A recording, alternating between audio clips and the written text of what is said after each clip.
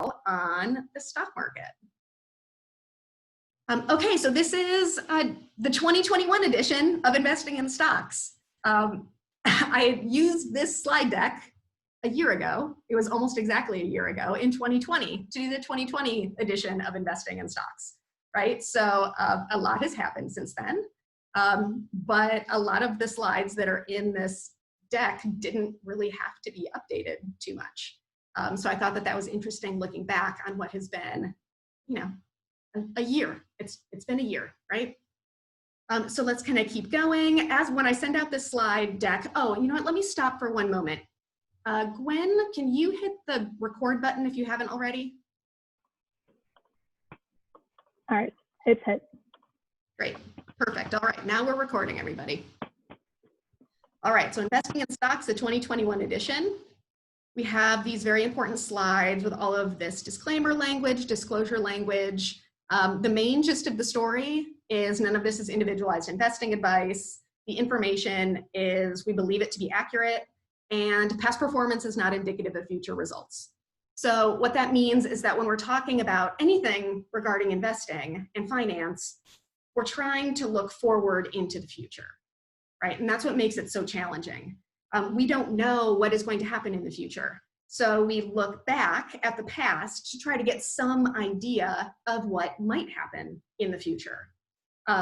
Just because something happened in the past doesn't mean it's going to happen exactly the same way in the future, but this past data is all we have to go on. So we're going to talk about, you know, the push and pull of that dynamic as we go through the slides. But just remember, in investing, past performance is not indicative of future results.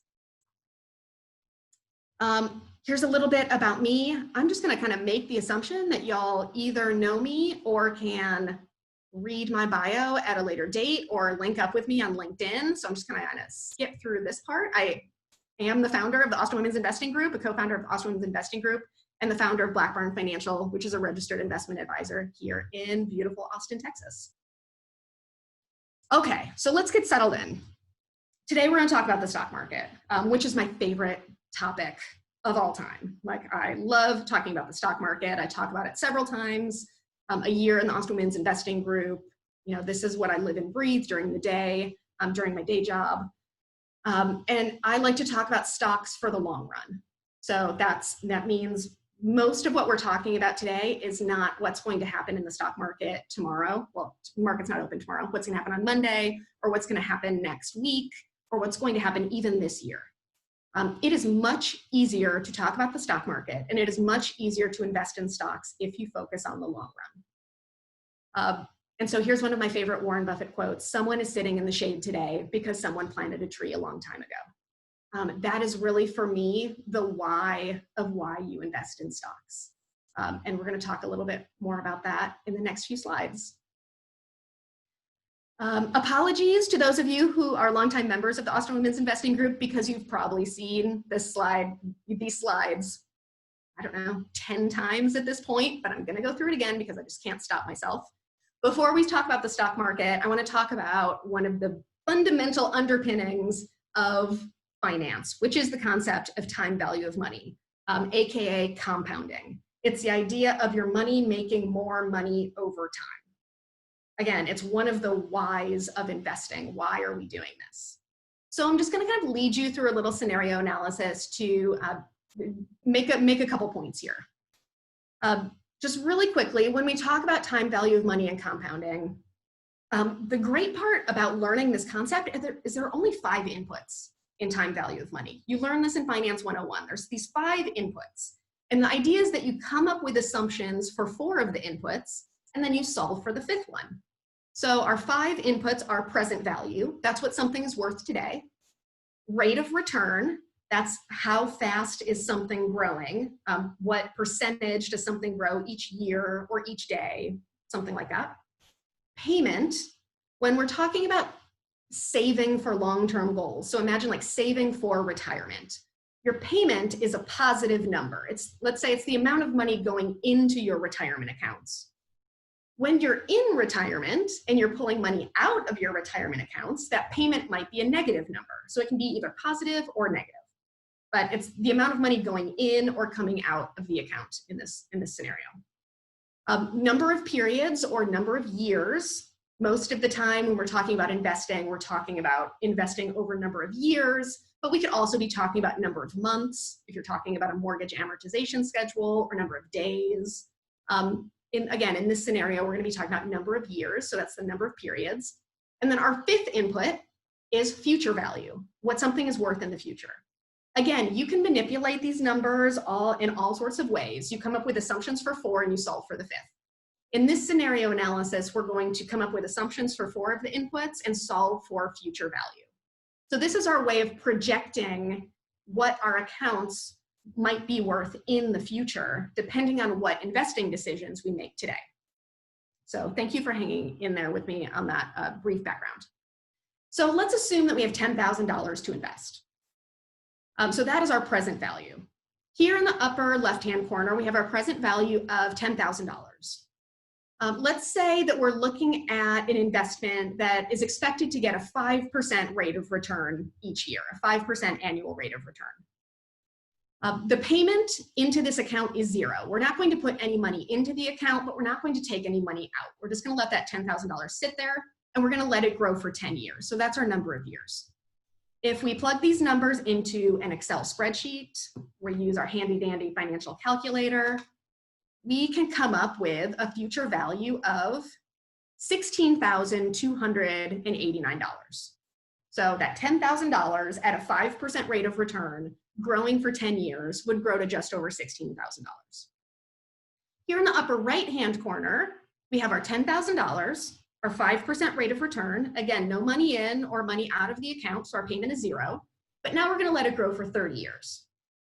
So when we plug our numbers into our financial calculator, under that set of assumptions, we come up with $43,219 for our future value. So that should make sense, right? Because the money is growing for longer. So we should end up with more over 30 years than we would over 10. So now let's go to the bottom left-hand corner. So here we have our present value of $10,000, but now we're making a different choice about what we're investing in. So instead of targeting a 5% rate of return, we're investing in something that we think will get or instead of targeting a 5% rate of return, we're targeting something we think might get a 10% rate of return over time. Again, we're not going to put any money into this account. We're not going to take any money out, and we're going to let it grow for 10 years. When we plug those numbers into our time value of money formulas, we come up with $25,937, right? So look at that number versus the one above it. And this should make sense, right? The scenario above says we let it grow at 5% for 10 years, and we end up with about $16,000. The bottom one says we let the 10,000 grow at 10% for 10 years, and we end up with more, right? We end up with almost $26,000. So now let's go to the bottom right-hand corner. We have $10,000 as our present value. We have our 10% rate of return. Again, we're not putting any money into this account. We're not taking any money out, and we're going to let it grow for 30 years. So for those of you who are longtime members, you know that if we are in the room together at the Austin Public Library, this is where I stop and I ask people to guess or estimate or forecast what they think the future value of their $10,000 would be under this scenario. And normally people say, you know, we think it'll be about $90,000 or $100,000. You know, sometimes people venture out and say, well, maybe it's 120. But when we put a 10% rate of return for 30 years into our financial calculator, what we come up with is $174,494 as our future value. This couldn't be more important conceptually for every person on this call and every person who is concerned about creating wealth. When we're talking about investing, and when we're talking about compounding and time value of money, what I didn't put on these screens, but you can dig into yourself, is that what we're talking about is exponential growth. So when you look at the time value of money calculations, there's an exponent, right? We're talking about the rate at which your money doubles. At a lower rate of return, it might take 30 years, for your money to double or longer. At a higher rate of return, it might take 15 years or 10 years or 7 years for your money to double. That's really important. Most people on this call and most people are concerned with retirement or making their money last through retirement. So most of the time that I'm talking to people, I'm talking about people who, like when it comes down to it, have a long-term investing horizon. The power of exponential growth over long periods of time is incredibly important. This is the language that really wealthy people understand, right? And those of us who didn't grow up knowing this, or maybe didn't take Finance 101, or didn't learn a lot about investing, we're left behind. Because a lot of people live in this linear growth world, right? Where you're not really exposed to this phenomenon of things growing by a lot over long periods of time. So we're a lot of times cutting ourselves short just by not understanding the language of finance. And that's what this group is all about, is kind of demystifying that. So when we're talking about investing for the long run, it really is because we're trying to take your $10,000 or however much you have and are able to invest, and we're trying to grow it as fast as possible, as much as possible, so that you end up with more money and you end up with more options and you end up with more better options in the future because you have the financial resources and stability to make the choices that make sense for you. So here, like this 5%, 10% number, it comes down to the difference between being a conservative investor and being an aggressive investor. Part of what we're going to talk about is that every person on this call, every person who is an investor has to make that decision for themselves, right? I can't tell you what rate of return is going to work for you because there's a risk-reward trade-off, which we're going to spend a lot of time talking about. But making those decisions mindfully is very important. If you are always a conservative investor and you're always in asset classes that have a low expected rate of return, that is perfectly fine. But you're probably going to have to save more money, which means not spend as much money.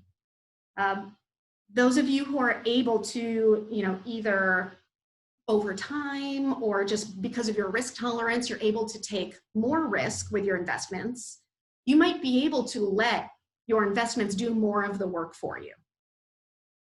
So the concept of time value of money is very important, right? If you focus on anything, I would pick up as much about that and just the concept. You don't even have to know all the underlying math, just the concept of how compounding works, especially over long periods of time. So I'll be happy to come back to this this slide, when we get to the Q&A session, unless there's anything pressing right this very second. Just kind of keep this in mind as we go through the slides. And so a lot of people ask, after I do this slide, a lot of people ask, well, where do those 5% and 10% numbers come from? I did not pull them out of thin air. So this chart is showing the relationship between that rate of return number, which on this chart is the compound annual return number on the y-axis, if you can see it over here, going up and down, and risk, right? So when we're talking about risk in investing, the main metric we use is standard deviation. So here on the x-axis going across, we have something called standard deviation of annual returns. This is a measure of volatility. So the way I like to think about it is it's the measure of how much prices of an asset bounce around from year to year. Down here in the bottom left-hand corner, we have two relatively low risk, relatively low return asset classes. So here we have cash. If we go up here, we're looking at this time period from 1994 to last year. So down here we see cash. We can see that we're not really taking a lot of risk, right? So the volatility of cash is really relatively low. But in exchange for that, we are getting a relatively low rate of return. This number here is saying, okay, the average annual rate of return of cash from 1994 to 2000 was a little bit over 2%. I think we all know, or maybe we don't, it's important to know that right now, this year in 2021, the rate of return on your cash is well below 1%, right? It's pretty close to 0% because we're in a low interest rate environment, but interest rates go up and down over time, and this is over this 26-year time horizon. So the main relationship I want to point out is cash, low risk, low return. And we expect that to always be the case. If you come out a little bit farther and you take a little bit more risk, and there's a little bit more volatility, we have an asset class called aggregate US bonds. A bonds is a lending relationship. I lend money to a company or a country or a city. That entity borrows my money and they pay me back plus interest. It's a contractual relationship. There's a little bit more risk, the main one being that someone doesn't pay me back, but most of the time when people borrow your money, they pay you back. So it's relatively low risk and relatively low return. So these are our two low risk, low return asset classes. If we go far on the risk spectrum, and now we're exposing ourselves to higher and higher standard deviation of annual returns, we're exposed to more and more volatility. Up here in the upper right-hand corner, we have our risky asset classes. So we can see here, we have large US stocks. It's this diamond right here. So this is the S&P 500. 500 large, well-known, mature US companies. Over this time period from 1994 to last year, large US stocks returned a little over 10% per year. This is where my 10% number came from when I'm talking about an aggressive investing portfolio. We also have small US stocks that are up here, high risk, relatively high returns, and real estate, which, for all of you Austinites, this does not mean your house. This is not residential real estate. This is commercial real estate. So commercial real estate, relatively high risk, relatively high returns over long periods of time. So out here, this is showing this relationship that is really important to understand as an investor. You should not expect high rates of return without taking relatively high amounts of risk. We really don't see an asset class that shows that. It's not expected. Everybody wants as high a rate of return as they can get with the most stability. And because everyone wants that, the rate of return on stable asset classes is very low. And that's what we would expect going forward. Finance and investing is forward-looking, so we're trying to figure out what to expect in the future. If we look back 1994 to 2000 and try to use that information to make decisions for the next 26-ish years or longer, we should expect that if you need or want a high rate of return, you are going to have to take risk and be exposed to volatility in the price of that asset class. You cannot get around it. Now, there are a couple other diamonds on here. So we have non-US stocks. So these are international stocks from the perspective of the US investor. And we have commodities down here. Those are raw materials like oil and gas, soybeans, timber, things like that. In those asset classes, you took a lot of risk. You were really out there with a lot of price volatility. But in both of those cases, in the past, you were not compensated with higher rates of return over a long period of time. So this is kind of showing the danger that it is possible to take a lot of risk. Just because you take risk does not mean you are guaranteed that higher rate of return. It is very possible that you'll just end up in an asset class that has a lot of volatility, but not high rates of return. As investors, we're trying to, if we take risk, we are trying to put ourselves in the best position to get a high rate of return. So again, like past performance is not indicative of future results, but over this long time horizon, this relationship of taking risk to hopefully get a higher rate of return, we expect that relationship to persist over time. There's no free lunch. There's no way to get a high rate of return without taking risk. Someone asked me about that the other day, and I was reminded of Bernie Madoff, right? Who told his investors that he could get them a 12% rate of return with no risk. right? And we all know how that turned out. So not great. So if someone says that they can get you a high rate of return with no risk, red flags all over the place, right? Big, big red flag, because it's just not the way it works. Here in the middle, we have an equally weighted diversified portfolio. This is explaining the phenomenon of combining asset classes. So if you put together a portfolio, you probably have some stocks and some bonds, some international stocks, some cash. And if you combine those into one portfolio, it's a concept of not putting all of your eggs in one basket. You can end up with a portfolio that gets a lot of the growth from these high return, high risk asset classes, but some of the stability from these stable, low return asset classes. And you end up in the middle, where you're taking a good amount of risk, but you're also getting a decent amount of return. So I know that was a lot. If there are any questions, go ahead and put them in the chat box. And again, we can always come back to this slide as we go through.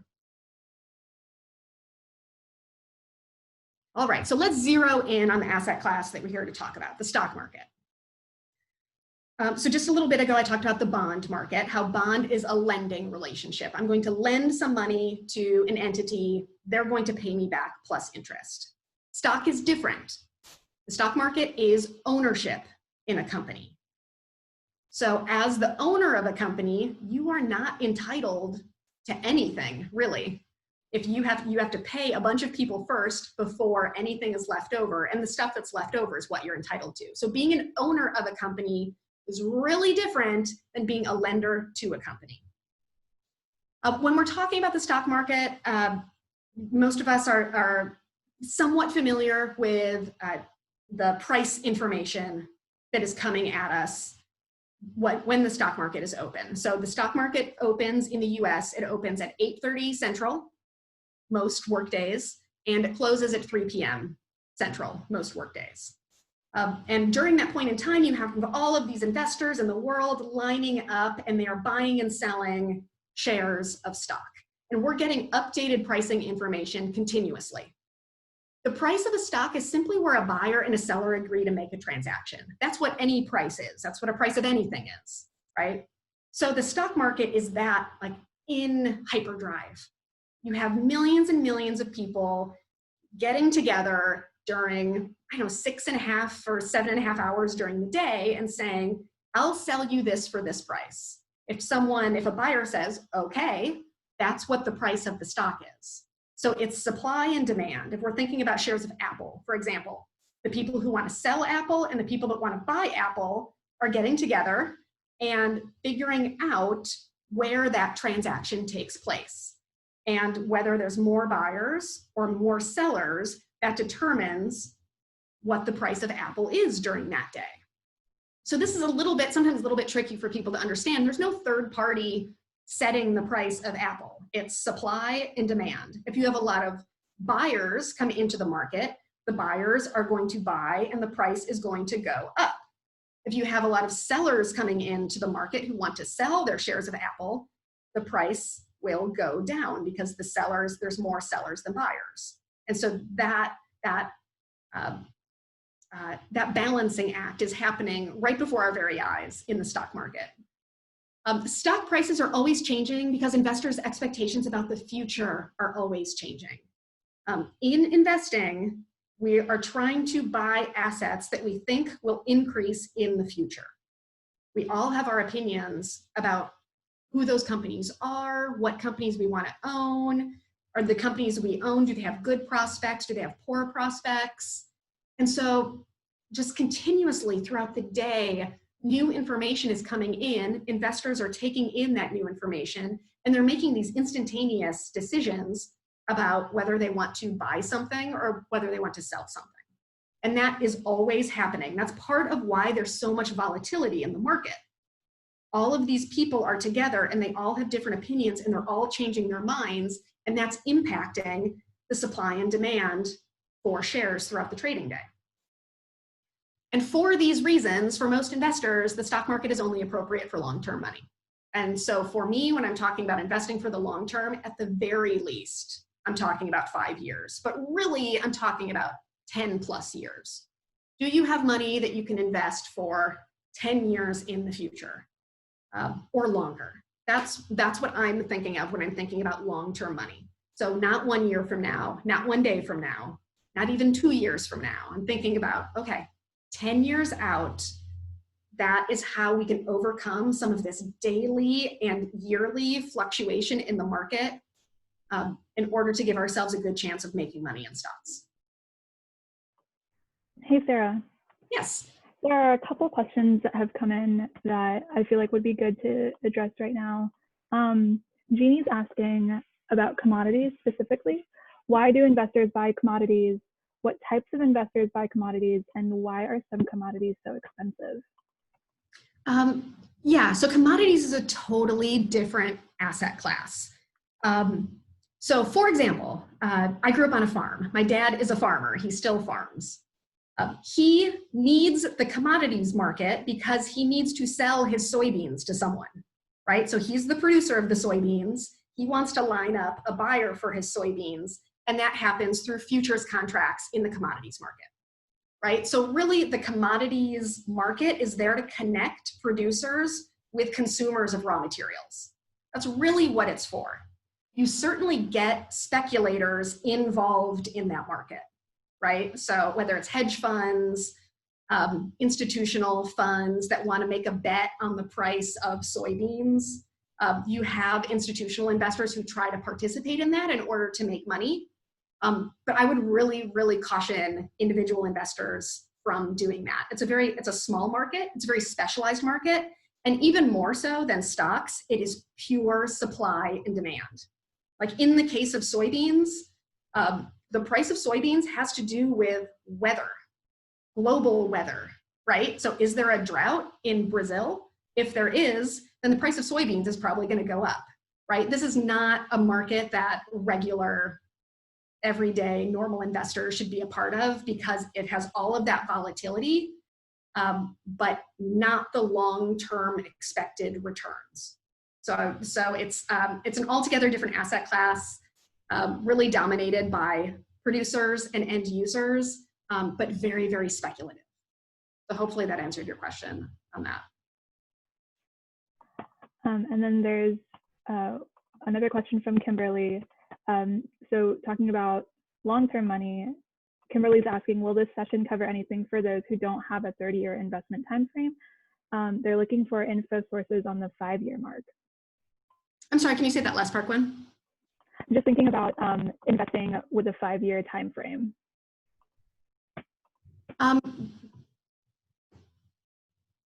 I would think that with a 5-year time frame, some of what we talk about here might be applicable. As you, and we'll talk about this, as you shorten your investing time horizon, you're exposing yourself to a wider range of outcomes. So I'm going to say maybe for a 5-year time horizon, maybe what we talk about will be interesting. Hopefully it will be, right? And hopefully it'll be helpful. Anything else, or should I keep going? I think we're good for now, but if you all have any more questions, make sure to put them in the chat box. Thank you. Okay, so let's get into it. You shouldn't own common stocks if a 50% decrease in their value in a short period of time would cause you acute distress. So this is another quote from Uncle Warren. You know, Warren Buffett is a person we talk about all the time when we talk about the stock market. He's really well known for his folksy wisdom. He's known for being one of the wealthiest people in the world, and he made his money through owning stocks and owning companies. So Warren Buffett is definitely a person we always come back to in this group. You need a certain risk tolerance to invest in stocks. The stock market does what it wants. In the short term, is incredibly unpredictable. And that's what Warren Buffett is talking about here. We don't know over the next year if the stock market is going to be up or down, or to what magnitude, right? Always know that. The unexpected can and does happen all the time in the stock market. So if you are thinking about getting into stocks because you want to make money, make sure that you understand that at any point in time, the value of your stocks can easily fall by 10%, fall by 20%, fall by 34% like it did in March of 2020, or we last had a 50% decline in 2008, 2009. So those things are all possible for the value of your stocks to fall by a lot in a short period of time. That is certainly the most important thing to acknowledge and really internalize when you're starting to wade into the world of the stock market. Okay, so then why would we do it? Why would I invest in something that could fall by 50% in such a short amount of time? We will talk about that. Before we get there, I'm going to back up a little bit. And with time value of money, we were talking about Finance 101. Now we're going to pivot a little bit to Accounting 101. Just really quickly, I'm going to take you through something that is called the income statement. This is to give you an idea of how companies work, right? Because as owners of stocks, we're owners of companies. So we should really know how companies make money. Every quarter, a publicly traded company, like the ones that we can buy, publicly traded stocks are listed on something like the New York Stock Exchange or the NASDAQ. They're available for us to buy through our brokers. If a company is publicly traded, it has to publish financial statements every quarter. We're just getting into earnings season right now, so this is a great time to talk about this. Every quarter, companies put together an income statement, a statement of cash flows, a balance sheet, and a statement of retained earnings. And they disclose those to the public because we're the ones who are thinking about investing in these companies. The most important one to think about for the stock market is the income statement.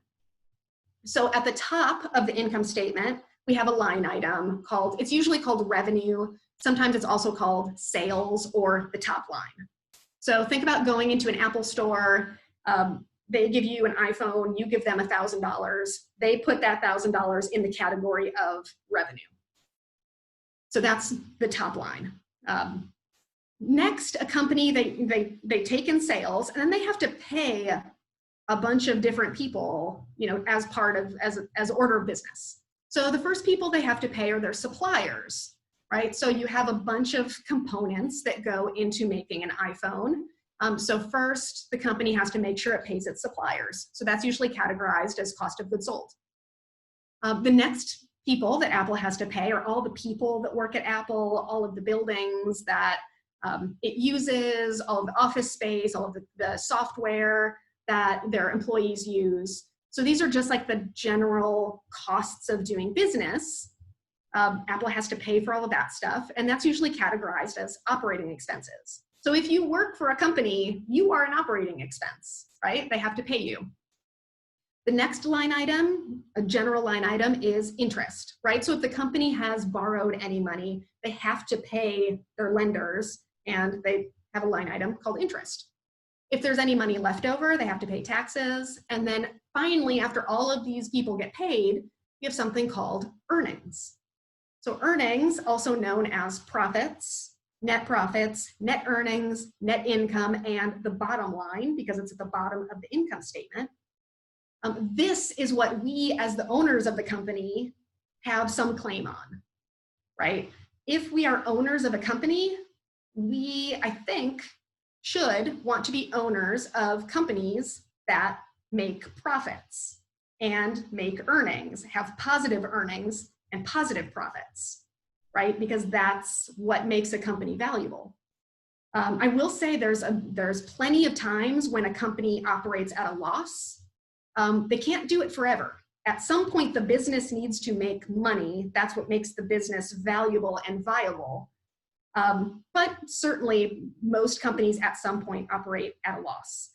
But as investors, this earnings number is the most important number to us, because we either want to see positive earnings, or if we see negative earnings, we want to get some idea of when that company is going to be able to generate positive earnings. Like, what's the timeline here? So again, earnings season, we're just getting into it. So this would be a good time to kind of keep your eye on the financial news. You can start reading about the companies that reported profits or earnings, companies that didn't and why, and get an idea of how that impacts stock prices. So this is the relationship between earnings, what we just talked about, and the price of the stocks. So price and earnings are very closely connected. Here what I have is, I love this chart. This is my favorite stock market chart. I feel like it's so useful. Over here on the left-hand side on the y-axis, we have S&P 500 earnings. And so this is reported in dollars. So we talked about the S&P a couple slides ago. It's basically a list of companies that Standard & Poor's puts together. S&P takes, so all of the companies in the S&P have to report earnings. You can add up the earnings that all of the companies report, and you can come up with S&P earnings over time. So here we have this red line, which is S&P 500 earnings, and we can see that earnings grow, earnings fall. A lot of this is related to the business cycle. We have expansion, we have contraction of earnings. And then we can look at earnings, and what we have here on the black line, we've layered on top the price of the S&P 500. So this is that level that's reported in the financial news. You know, the S&P 500 closed at 3750 today, or the S&P 500 was up 10 points. They're talking about the price of that basket of companies, the S&P 500. So we have our price of the S&P over on the right-hand side of the y-axis. And so you can see that most of the time, earnings and price are very closely correlated. If we expect earnings to increase, we would expect prices to increase. If we expect earnings to decrease, we would expect the price to decrease. So this relationship is really pretty tight, because the reason that most people own companies is they want to see the earnings of those companies increase in value. That's what makes the company more valuable, is its ability to generate profits. So we can see over here, right, back in kind of the 2000-ish time frame, we can see this like weird anomaly where that black line of price has pulled up and away from the red line of earnings. So this is what a stock market bubble looks like. The earnings were kind of going up, but people got really, really excited about the internet, right? This was the dot-com boom. The internet was still kind of a baby thing, but everyone could see the potential. We had this period of time where people kept paying higher and higher prices for stocks, but the earnings actually generated by those companies was not going up as fast. So the black line starts pulling up and away. This is what a bubble is. Bubbles always end in tears. We have a huge decline here, kind of starting in 2000. And that black line, we also have a recession, right? So we see that the red line of earnings also falls. And we had something like a 50% decline in the stock market from peak to trough. Then that relationship between the earnings and the price tightens up again, right? Earnings start growing again as the economy expands and companies start making money again. The black line, the black price line follows those earnings up. And then in 2008, 2009, we had a bubble in a different asset class, real estate. We had a bunch of people who stopped paying their mortgages. Bank earnings fell off a cliff and pulled the rest of the economy down with them. So we have our red line of earnings fell very far, very fast, and the black line of price fell along with it. So while this was not a bubble in the stock market, it was a bubble in something else. Same outcome, right? 50% decline plus in the stock market in 16 months. Terrible recession, financial crisis, all that stuff. But eventually, companies figured out how to start making money again. We have profits and earnings starting to increase again. Here we have the red line of earnings start pulling up and away from price because people were not, they just like weren't convinced that this stock market recovery or this economic recovery was real, right? So, the market had just crashed by 50% twice in 10 years. People were obviously gun shy about investing in stocks again, but eventually that black line of price comes up and it starts meeting the red line again. And then we end up kind of where we are today, right?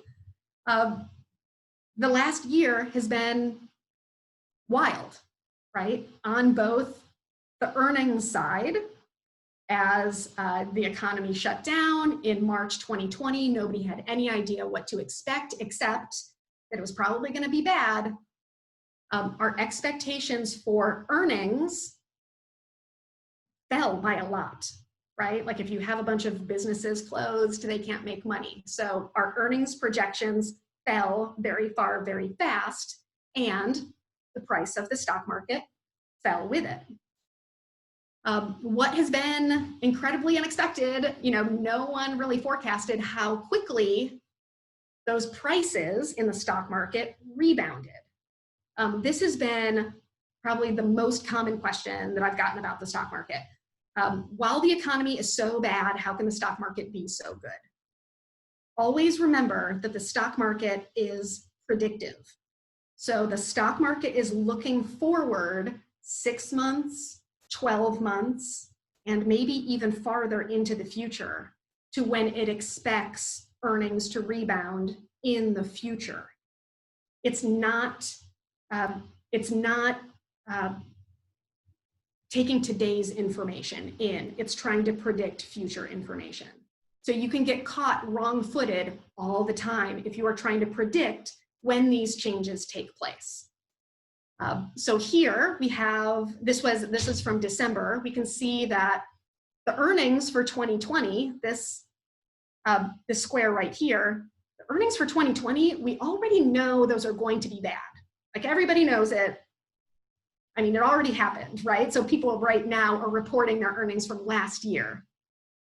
The stock market is way up here, right? The stock market is totally skipping over 2020 because 2020 is in the past, so it's irrelevant. It's sort of looking forward to 2021, where if things go well, we expect profits to rebound in 2021. Most people expect the economy and the businesses in the economy to generate more profits in 2021 as the economy reopens.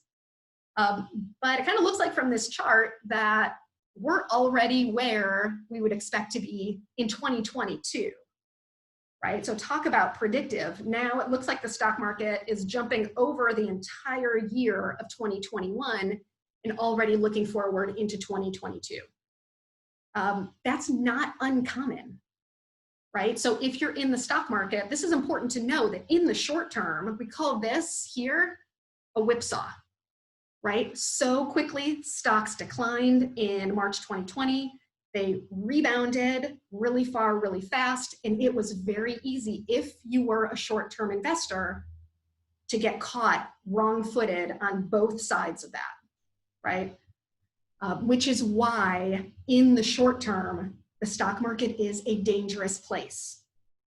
If a year ago, you would kind of set your sights on 2030, you would have avoided, well, you would have participated in it, but you wouldn't have felt compelled to jump out or try to jump back in or try to time these short-term changes in the market.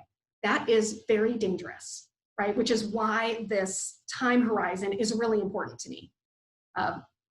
5-year time horizon might be, again, it might be long enough to really say that that's relatively long-term, but anything shorter than that, and you start being exposed to all of these short-term fluctuations in the market that are impossible to predict. And I really don't want people to get caught up in that because it's how people lose a lot of money. But this connection between price and earnings is really important, right? It explains why the stock market is doing so well, even though the economy is doing poorly. It's because everybody now is kind of thinking not about 2021 even anymore. Now they're starting to think about 2022. So in the stock market, you need to be looking out into the future too. You can't be focused on what's happening today. And that's a really fundamental but hard lesson for people to learn. The other takeaway that I always take from this chart whenever I talk about it is, again, like if you take your time horizon out long enough, if you stand back from this chart, you can see that the general trend line is up with a lot of volatility. So if people are worrying or talking about whether to get in stocks now or whether to wait, if you give yourself enough time, we expect the stock market and the companies in the stock market to adjust to whatever is happening in the broader economy, in politics, with taxation, with whatever.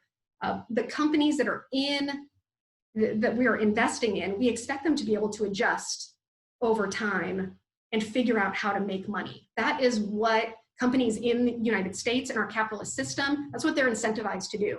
They're incentivized to generate profits and figure out how to make profits. If a company is unable to generate profits, another business will get created who can figure it out. And there's kind of this continuous process of creative destruction.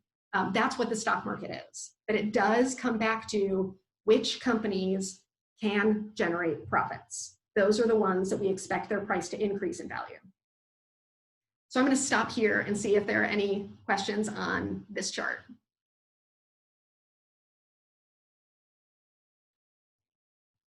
Keep going. We can always come back to it. Okay, again, like looking back, taking that time horizon from the very short term to the very long term. This is a chart showing stocks versus bonds from the beginning of 2007 until, I think, Thursday. Right, so we can see US stocks over that period of time. This is the Vanguard Total Stock Market Index ETF is VTI, and the used to be Ishares, but I don't think it is anymore. This, oh, it's down here. The Ishares Core Aggregate Bond ETF, ticker symbol AGG, is our proxy for bonds, so something safer. If you had invested in bonds since the beginning of 2007, the growth of your money would be roughly charting this blue line. So you can see bonds, relatively stable. There's some fluctuation in there, but relatively stable.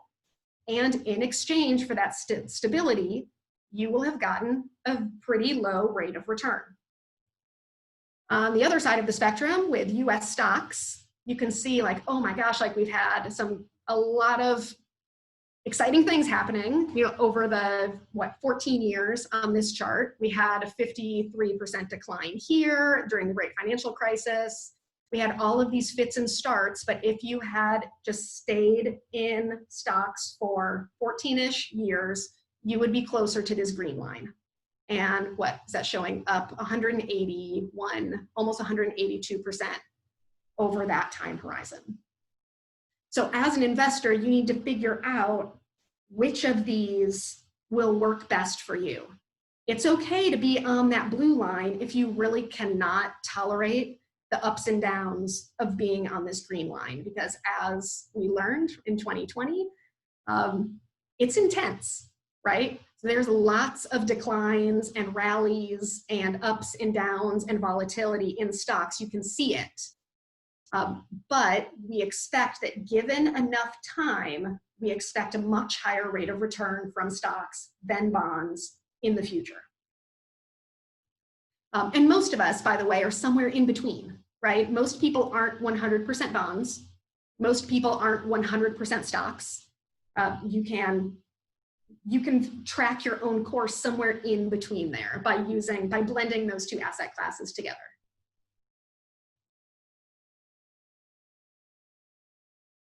And here's our 1-year chart from the last time I gave this presentation in January of last year until yesterday.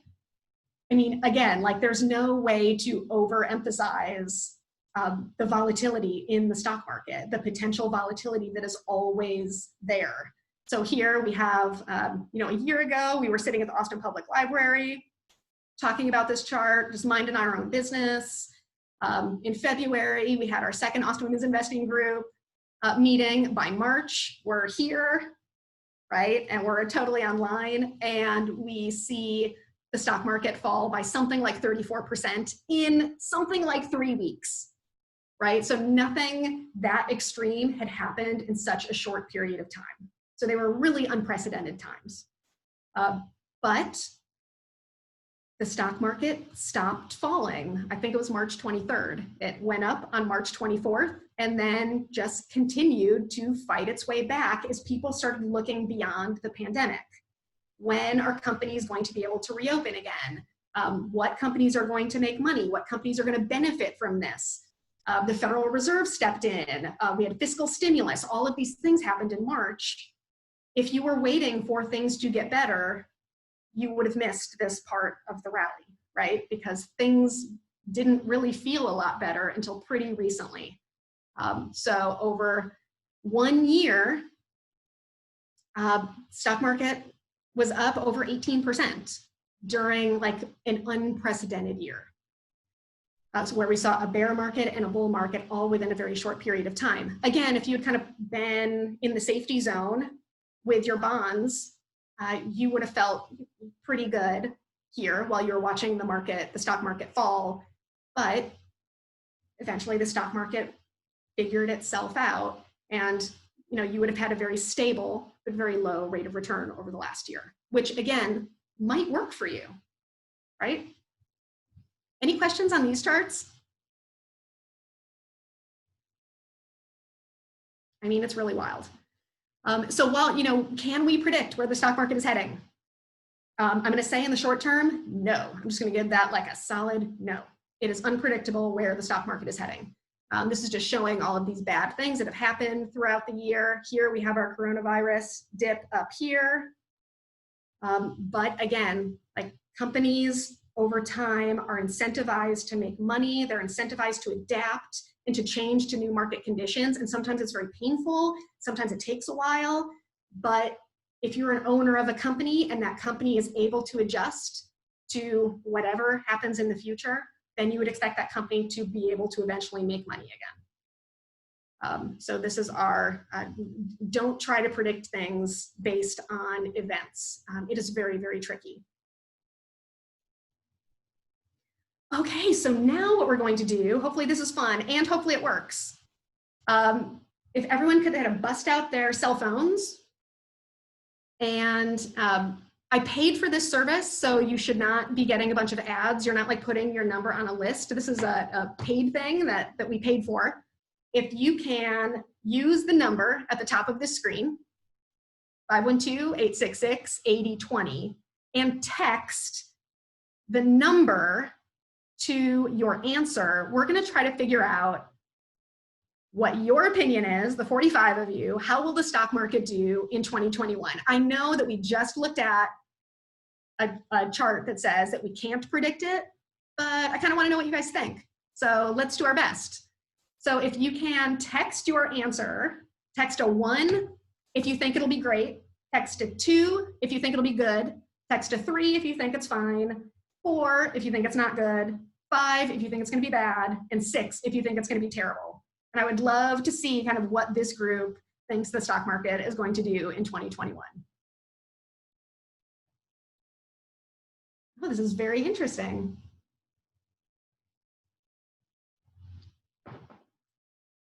All right, we're going to give it a few more minutes. I'm going to text in mine too. Let me pull it up. All right.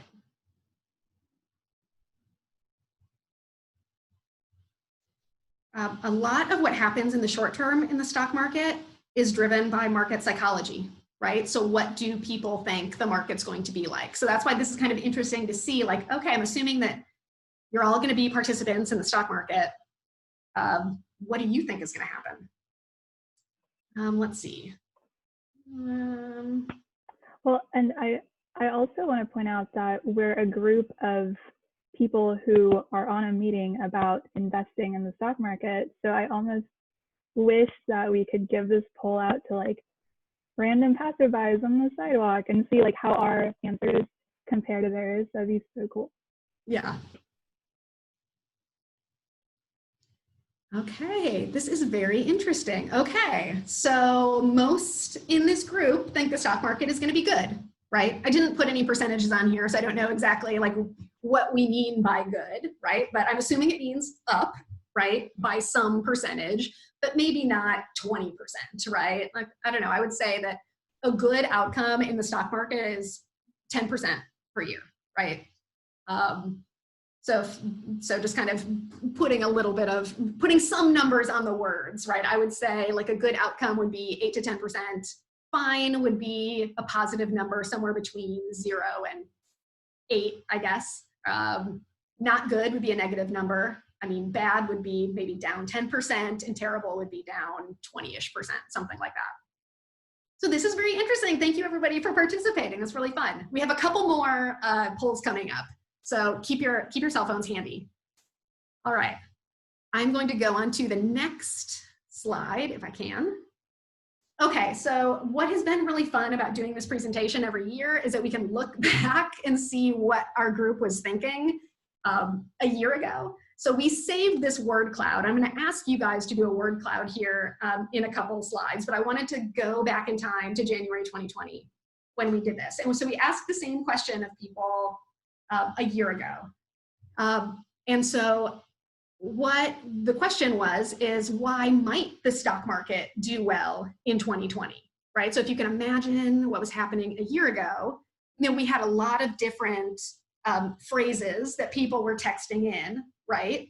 But we had like some big ones. Why did people expect the stock market to do well at the beginning of last year, thinking forward to 2020, right? So optimism was the big one, that people were optimistic about 2020. It was an election year. We have momentum and FOMO, right? So a year ago, we were talking about investing at or near all-time highs. Trump is in there. Trump, bullish on the stock market, or was bullish for the stock market. And we were really kind of trying to figure out, like, okay, if you are optimistic, why? Or if you could make the case to be optimistic about the stock market, then why? So just kind of keep this in mind. I'm going to ask you all to do the same word cloud here in a couple slides. But this is what it'll end up looking at. And we're going to be obviously doing it for 2021. We also did it for why might the stock market do poorly in 2020, right? So if we're looking forward over the next year, we have to look at both sides. Like the stock market could do well, okay, why? The stock market could do poorly, why? So poorly, like, all right, coronavirus, nailed that one, awesome. But there's lots of reasons you can come up with to not be optimistic about the stock market. So this was, pulling in a lot of those concerns that we had in January 2020. People were afraid. Election was somehow on the bullish and the bearish slide, right? Trump was on the bullish slide and the bearish slide. So I think that's really interesting just to hear from you all kind of what, as you are making investing decisions, why are you making them? What are the reasons that you're using in order to make these projections? And also in 2020, I think it's really interesting that whether you were bullish or bearish in January 2020, you ended up being right. Like, welcome to the stock market, where you can be right to be optimistic and pessimistic in the same year, right? Okay, so now this is the one for 2021. So what I'm looking for, the same number, you can text your answer to, and it's easier if it's like kind of one word or like a 2-word phrase, but certainly whatever your answer is, why might the stock market do well in 2021? Would love to hear what y'all are thinking. And you can vote more than once too. So as you're thinking through why am I optimistic about the stock market in 2021, just text a word or a phrase, and we'll kind of get a sense as to what this group is thinking. Hey, Sarah. Yes. Oh, I need to start it. Thanks, Gwen.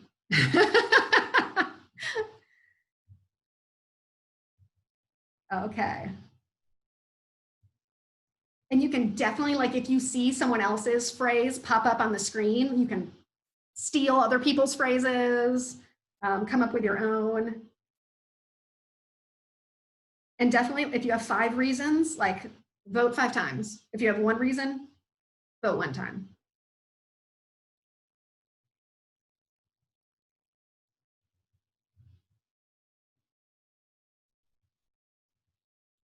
I'm going to vote 2.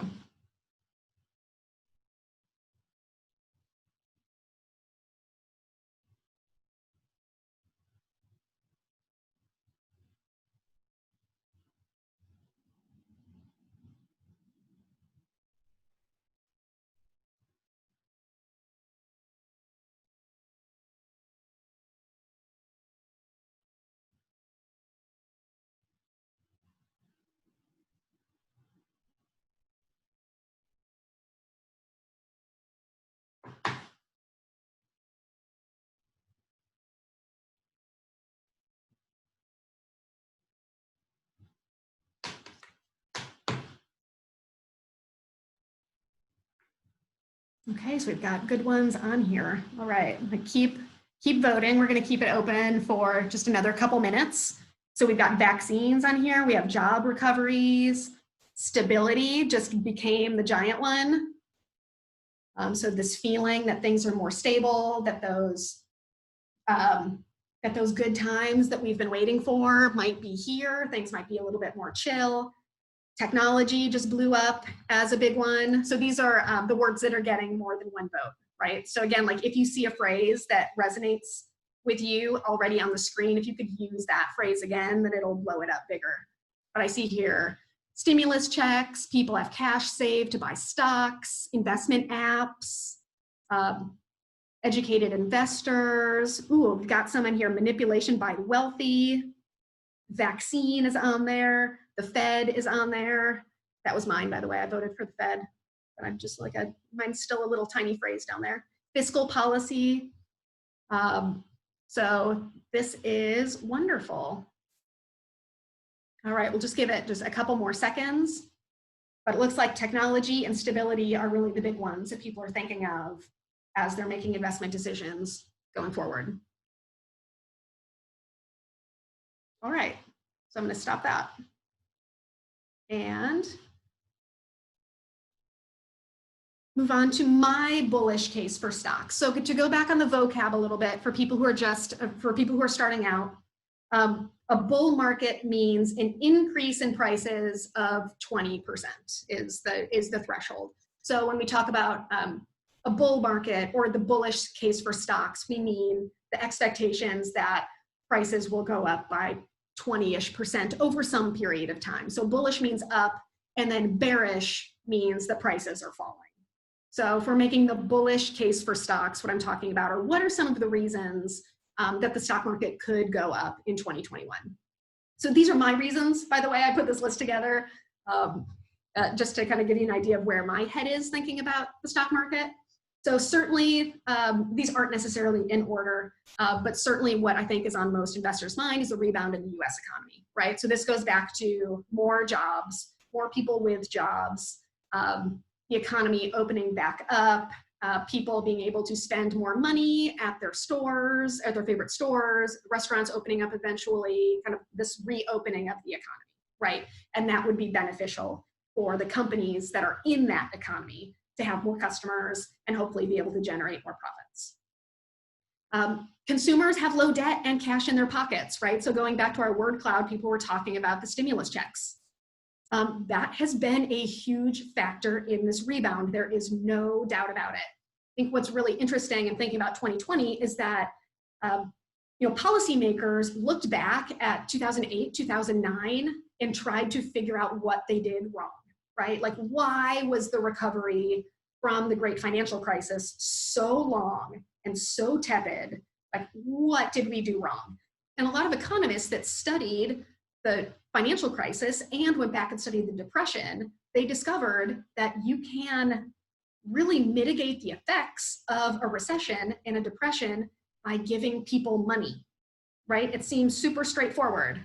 Like, all right, you just cut people checks because that's how you can make sure that people can pay their bills, people don't get kicked out of their homes, and which causes this horrible deflationary spiral.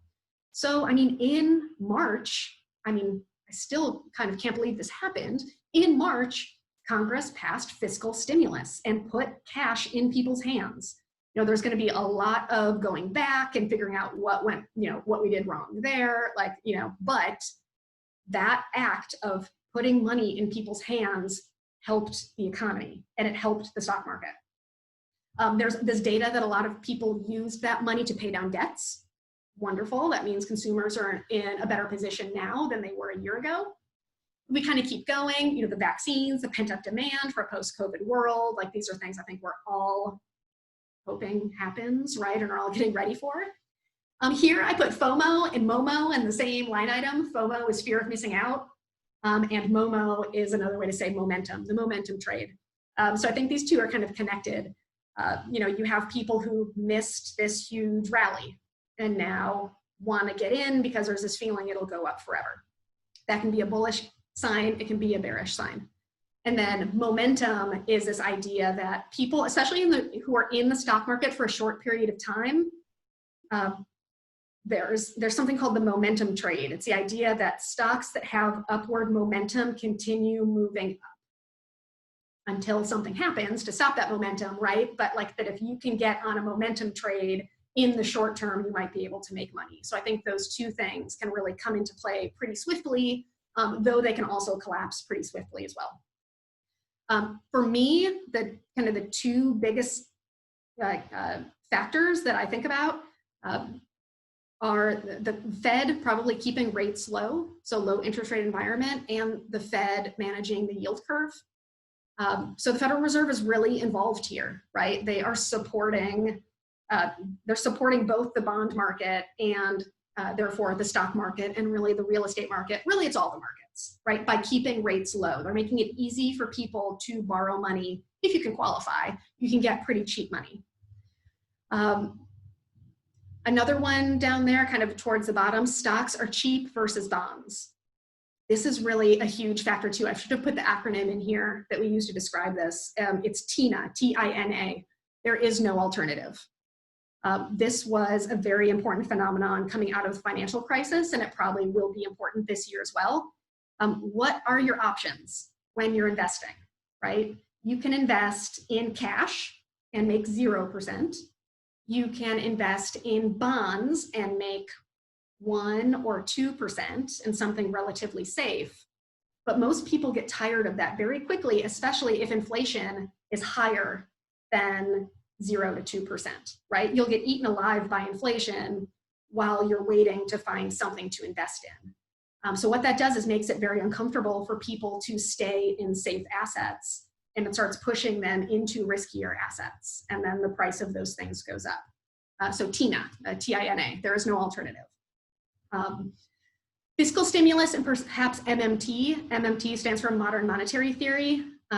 Certainly, like the market has changed a lot just since January 5th when the Democrats took the 2 Senate seats, because the rationale went like, okay, if Democrats control all 3, the House and the Senate and the president's office, they can push through more fiscal stimulus, which is stimulating the economy and should be good for stocks. And then technology was a big one on our word cloud, which I thought was really interesting. Technology-driven innovation is just getting started. So while this is all happening, we have companies creating these super innovative goods and services that people are going to want to buy going forward. So these were my list of reasons to make a bullish case for stocks. But I think that it really corresponds to the word cloud that we did as a group. So I think that's really interesting. Any questions on this one? Yeah, so it looks like we have quite a few questions on this one. So the first one I'll read out is, can you explain what you mean when you say that stocks are cheap? Is that some stocks or all stocks? Yes, so when I'm saying that here, it's that stocks in the aggregate. So if we're talking about the S&P 500, right, or the total stock market, that relative to the rates of return that you can expect in bonds, that stocks are still inexpensive relative to what you get. So I know that, I wish I had my whiteboard. The way that people compare these two things is they look at earnings yield, which is the earnings generated by the S&P 500 in the numerator divided by the price of the S&P in the denominator, right? So let's say the earnings yield of stocks is, oh, I wish I knew what it was. Let's say it's 3%. I actually might be able to back into what it actually is. I don't think I'm going to be able to. I don't have the information in front of me. But let's say the earnings yield on the S&P 500 is 3.5. Someone could Google this and figure it out in pretty short order. And if you do happen to do that, let me know.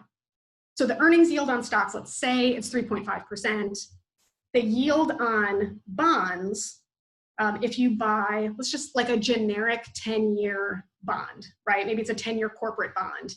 you might only get 1.5%, right? So if you're going to hold either stocks versus bonds, it seems to make more sense over the long run to hold stocks which have an earnings yield of 3.5% versus a super safe bond that only yields 1.5, right? So that's the comparison that I'm specifically talking about when I'm talking about stocks are cheap versus bonds. When bond yields are very low, right? If you bought a bond today, you might, if you bought a 10-year treasury bond from the US government, you'd get about 1%. Can you do better than that in the stock market over 10 years? Most people would say, probably, right? I really hope so. And so that would mean that stocks could be categorized as cheap relative to bonds. So hopefully that made some sense. But you'll hear people talk about stocks being cheap relative to bonds. That is starting to happen more and more in the financial media, especially.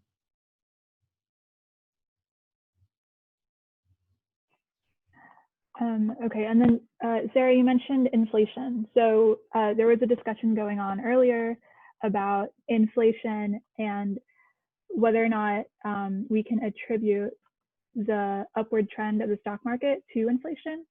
And just more generally, what's the relationship between the stock market and inflation?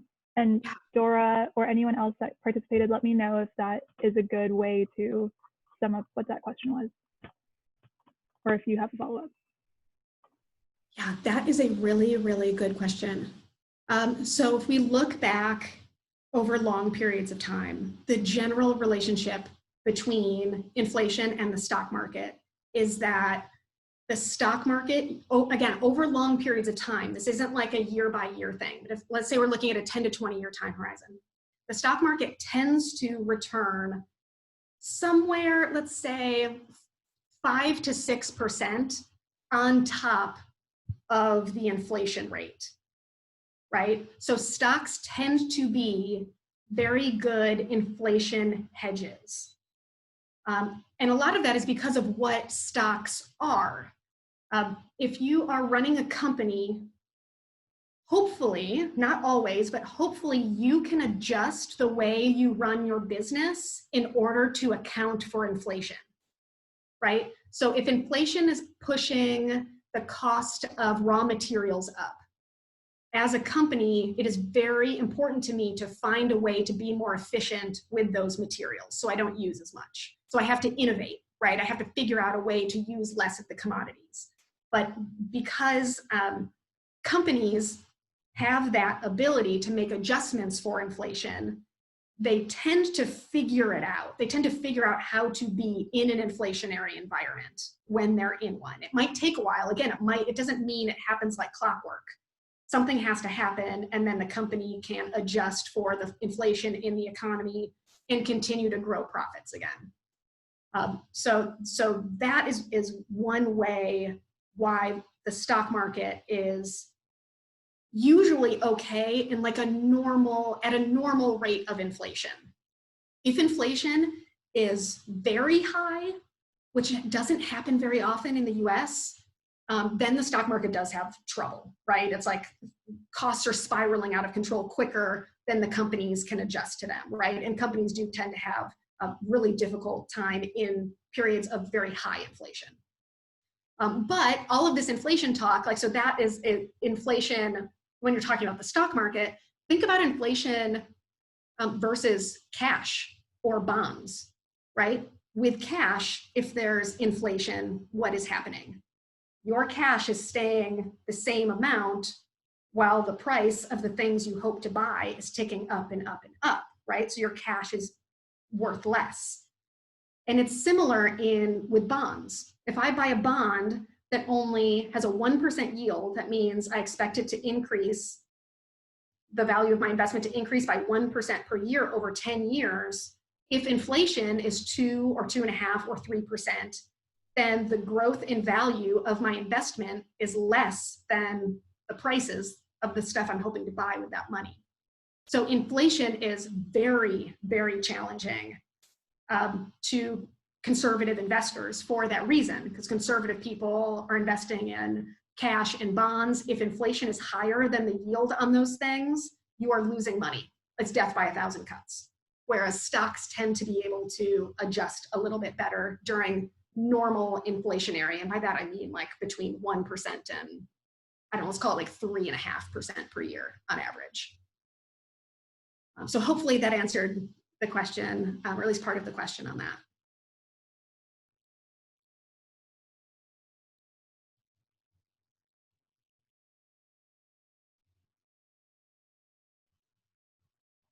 All right, great questions. All right, I'm gonna keep going. Let's see, what do we have next?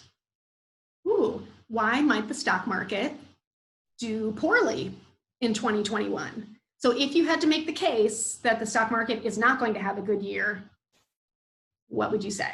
So that's what we're looking for here. Again, it's gonna be a word cloud.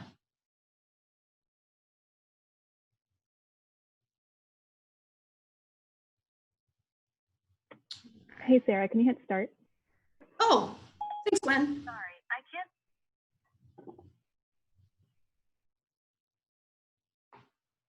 Thank you. And my phone thought that I said Siri, so. Oh, that was Siri talking? Yeah, I apologize.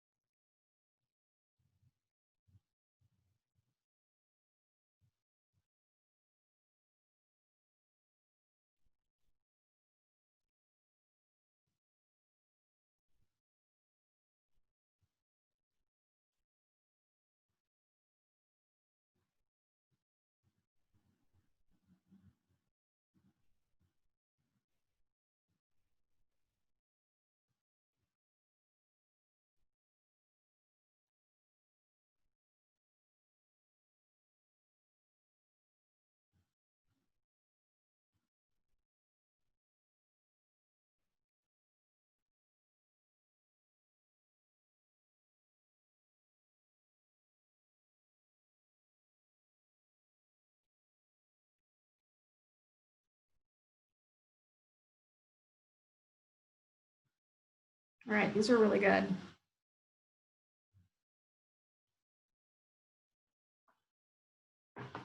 All right, so I'm gonna give it a couple more minutes.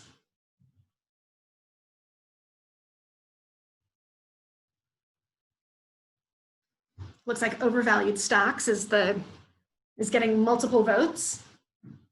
But we have some in here: unplanned events, Biden, political violence, more like COVID not being under control, slow vaccine rollout, no stimulus.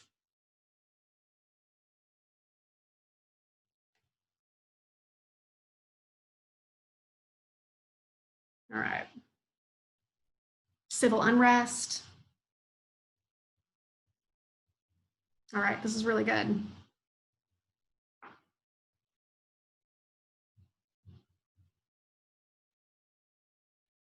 All right, I'm gonna give it just a couple more minutes and then we'll move on, but definitely keep voting.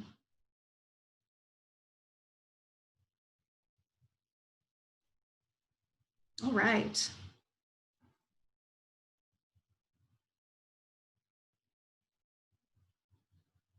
All right. So overvalued stocks is staying in the lead for reasons the stock market might do poorly in 2021, along with civil unrest ticking up. All right, so in my list, on the bearish case for stocks, again, the idea that stocks don't do well in 2021 and even fall from the prices where they are today. Like our word cloud, I have a version of that as my #1 bullet point. Prices are high relative to 2021 projected earnings, right? So that's another way to say overvalued stocks. If we go back to the chart that shows the price versus earnings, can I go back to that one? All right, so we have our earnings numbers are here, the red, right? So here's our 2020 earnings projections, what happened last year. Here we have our 2021 earnings projections for what we think might happen this year. Way up here, we have our 2022 earnings projections for next year, the whole fiscal year, or the whole year of next year. And it sure looks like the price of stocks is really ahead of itself, right? Like we still need to get through 2021 and 2022 in order to make this price something that looks like a reasonable price, right? So the way we describe that in the financial industry is we say that something like the good news is baked in, the good news is priced in, or that by January 2021, we've pulled those gains forward, right? We've looked into the future and we're making buying decisions now based on what we think will happen 2 years into the future, right? So that's, there's risk in that, right? Because like in the word cloud, what if the future turns out to be worse than what we projected? What if we have a long rollout? What if people don't get vaccinated? What if people can't go back to work or back to shopping or back to traveling or back to whatever? What impact does that have on these earnings projections? Because at some point, these earnings projections assume that things are a little bit more normal, you know, maybe by the end of 2021 and certainly into 2022. I mean, I think we're all making our vacation plans, right? Like, what are we going to do once we can travel, right? What if we have to put those off by another year because things don't go the way that we expect? So that is where this idea of overvaluation comes from, right? Like, are we overly optimistic about what the next 2 years looks like? Maybe, right? Here, let me go back to my list.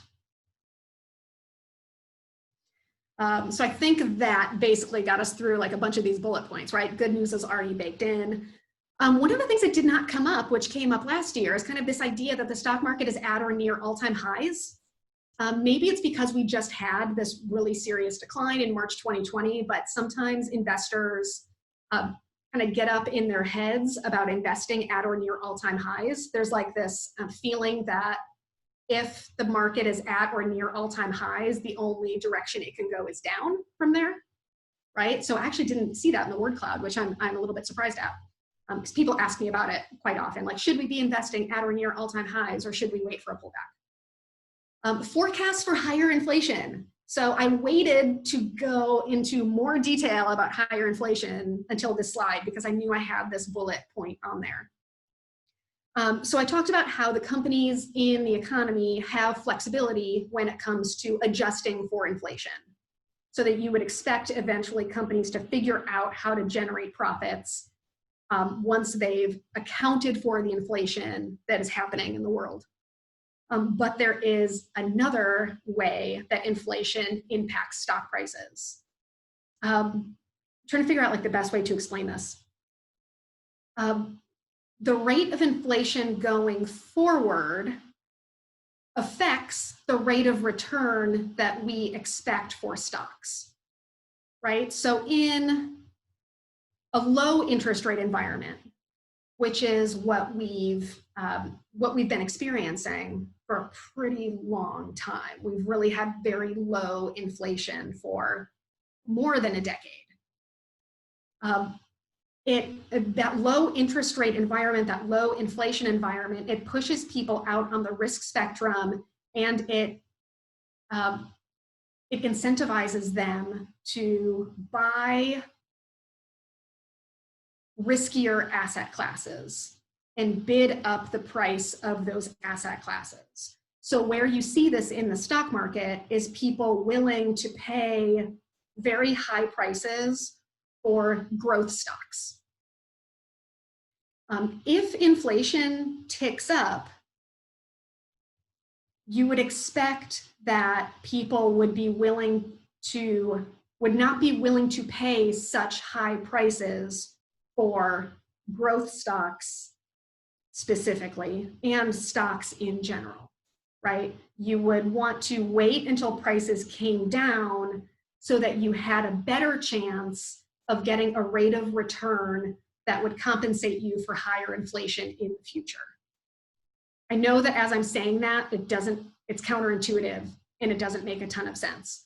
But with time value of money and going back to the compounding exercises we went through before, a higher rate of return or a higher inflation rate would mean that you should be willing to pay less for something in the present. So if inflation ticks up noticeably, and I would say it goes from what it has been, which is under 2%, if it looks like it's going to be persistently above 2.5% or 3%, the price of the stock market will come down. It's not guaranteed, but there's a very high likelihood that it would adjust downward.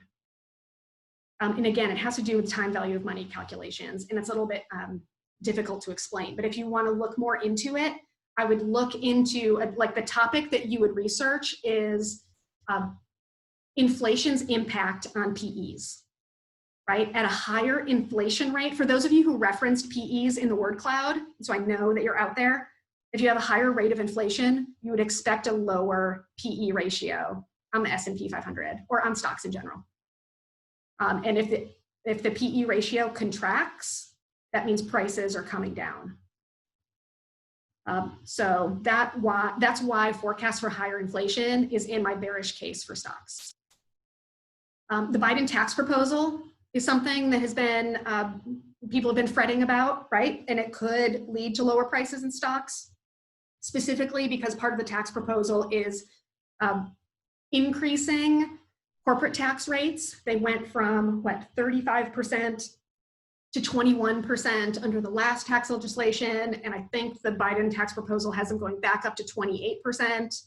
If companies are paying more in taxes, it would mean that they have less in earnings for some period of time. So you would expect the price of the stock market to adjust for that. Also, there's some talk about raising taxes on capital gains for the very wealthy. I actually don't think that is much of a risk for the stock market in general, but that change in the corporate tax rate could mean that the price of stocks comes down to adjust for that. The Robinhood effect. This kind of goes back to the FOMO and MOMO in my bullish case for stocks. I know there's a lot of people who are just getting started in stocks since March, right? Since March, we have been in a super aggressive bull market where stock prices just go up. There are some people who are now participating in the stock market who don't necessarily know what it feels like when stocks go down, right? And when you have people in the market, more people in the market for a short period of time, those moves become more pronounced, right? They go up faster, prices go up faster, they go down faster as people get scared and pull all of their money out. So the Robinhood effect is a little bit like, for short-term volatility, something I'm trying to keep an eye on, like that these moves in the stock market might become more extreme as short-term people are jumping in and jumping out all at once. And that is something that I was not expecting in 2020, was the Robinhood effect of people just jumping into the stock market, and you got it on your phone and you're buying and selling stocks on the app, and that's something that way more people do now than they did before COVID. So I'm still trying to get a handle on what that might mean, but I do think it means that these moves in the stock market become more pronounced. So that's more volatility. Inequality could be a bearish case for stocks, right? That's kind of like a persistent secular trend, long-term trend. You really can't build an economy, and you really can't build wealth that is where inequality is so extreme. It's not sustainable. And people are really starting to talk about that. I don't know if that many measures haven't been taken to mitigate it, but it could be something that ultimately ends up being bearish for stocks, maybe not in 2021, but maybe over the long run. National debt and budget deficit and student loan debt, just kind of this debt overhang that is still there. I talked about how, a lot of people use their stimulus check to pay down their consumer debt, credit card debt and mortgage debt. Those things seem to be under control, right? But, a case could be made that certainly student loan debt and the national debt and the budget deficit could also be a bearish case for stocks. I actually don't think that it's that big of a deal. I put it on the list because people often cite it as a bearish case for stocks. I actually don't see it that way, but I put it on here anyway because people often ask about it. So these are things that could happen in 2021. Did any questions come up on that, Gwen? Cool. All right. Oh, here's a question that goes back to kind of the inflation and the PE ratio. If inflation is relatively low, then the market can probably sustain higher PE ratios. Again, it's that discounting mechanism. And there is starting to be kind of long-term evidence to show that. This line here, this gray line cutting across, shows the average PE ratio for the S&P 500. So PE ratio is price is in the numerator, so just the price of the S&P, and earnings in the denominator, right? So it's just division, right? So it's called the PE ratio. If you take the price divided by earnings, going back to the 60s, it looks like, okay, you know, the PE ratio is somewhere a little bit north of 16 over here. So people often cite 16 as the long-term average PE ratio of the S&P 500. So if the PE ratio is above 16, stocks are overvalued. If it's under 16, then they're undervalued. But I think this chart is making the case that that 16 number that a lot of us kind of get stuck in our heads might not be the right reference point anymore. You know, this black line down here showing inflation over time since the 60s, and you can see we had 2 bouts of very high periods of high inflation. And we just haven't had that for a really long time. It doesn't mean that it can't happen.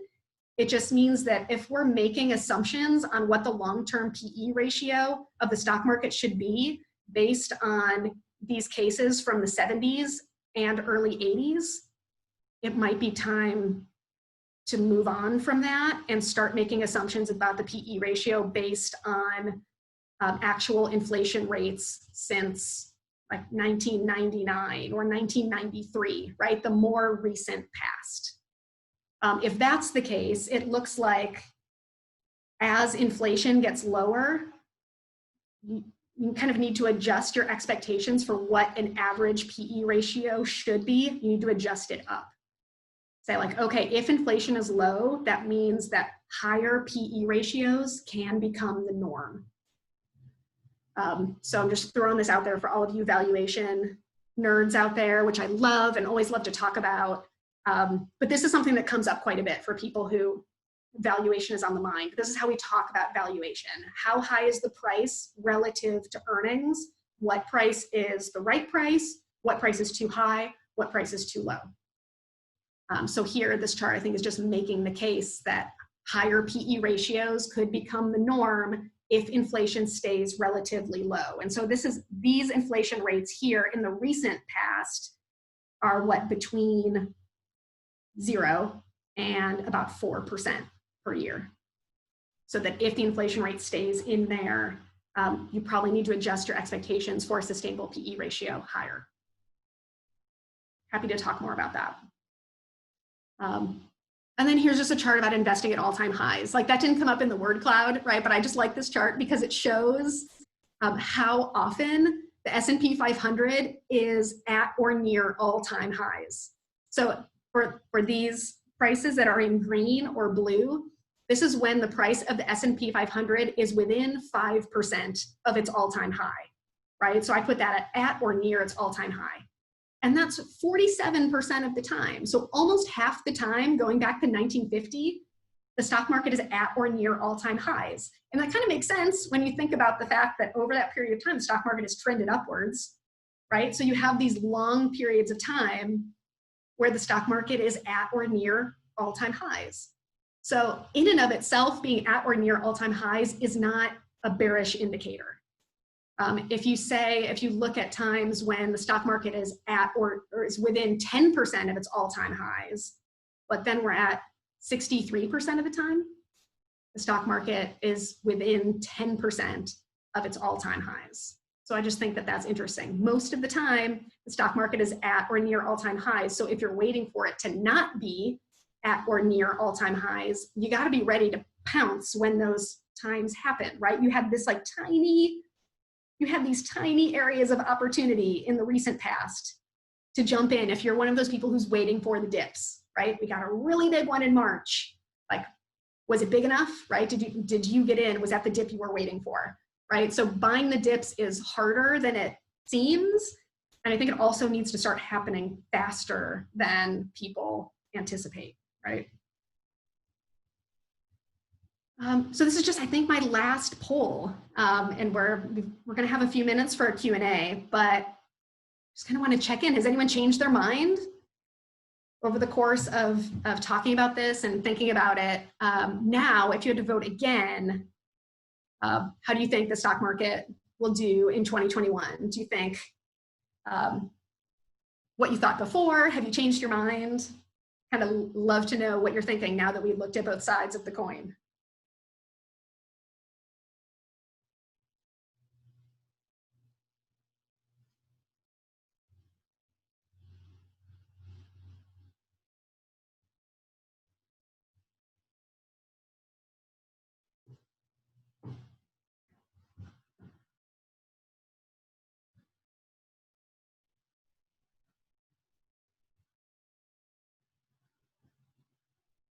Very interesting. We're going to take a few more minutes and get in people's votes. So please keep voting if you haven't yet.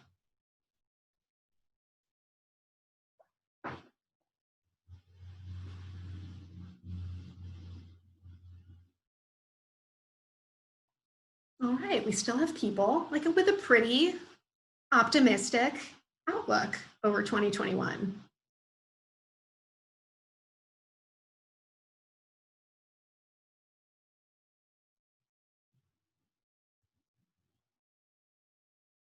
All right, hold on. I'm going to have to go back and look at what the original poll said. Hold on. Keep voting if. All right, so it looks like with our new poll, we have a few more people who went from good to meh to fine.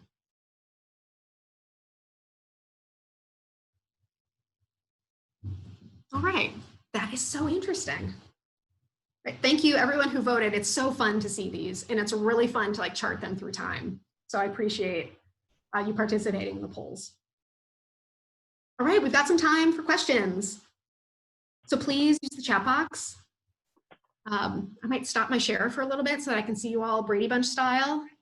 And my email address is up here too. If you have questions you want to ask in private, here's my email address. And of course, you can reach out through Meetup as well. All right, I'm going to stop my share so I can see all of you and see what questions have popped up. So we did have a couple questions from the bearish stock slide. Let me find them. Can you go back and explain why you don't see student loans as bearish for stocks necessarily? Oh, yes. So one of the things about the stock market is that stocks are a reflection of companies being able to make money or not make money, right? So going back to like one of the in the word cloud, one of the things that came up was civil unrest, right? As being bearish for the stock market, right? Being bad for the stock market. That's probably a more obvious example of what I'm about to say. The stock market does not have a moral compass, right? Stock market only cares about companies' ability to make money. Civil unrest in and of itself doesn't really impact profits of companies, right? That doesn't mean it's not bad, right? It means that until something impacts the profitability of companies, it's not going to be reflected in the stock market. So what impacts profitability of companies is sales, right? So consumers spending money. Every time I spend $1 at Target, that dollar becomes sales for Target. They use it to pay their bills, and hopefully they have money left over at the bottom. So it would be bearish if more people spent less money at places. Does that make sense?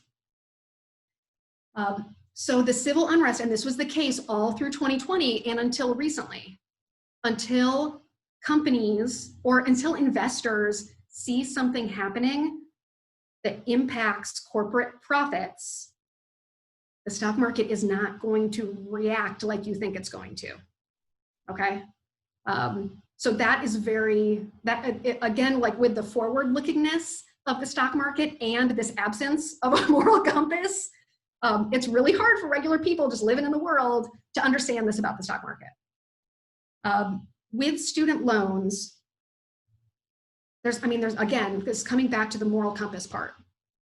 People, I think if student loans were forgiven in some way, it would be a stimulus to the economy, and it would be bullish for the stock market. People who have less to spend on student loans have more to spend at Target, right? That would be bullish, but the overhang of student loans in and of themselves is not necessarily bearish, right? It's like we've been in this environment with the student loan overhang for a long time, and the prices of the stock market are what they are.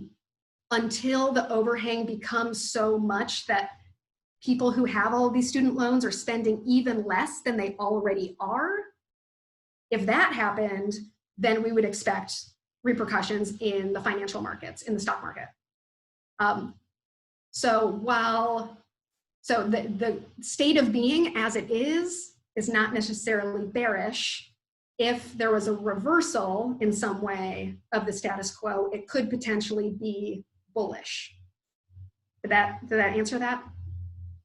Like I feel for people who have this student loan overhang. There's all of this data showing that you have a bunch of people who are like stuck in, like not able to get ahead, right? And kind of not able to buy a house, not wanting to start a family, not wanting to do these things, this, that, and the other, right? That is not awesome for the economy, but it's not yet bearish for the economy because we already know that that's happening and prices have already adjusted to account for that.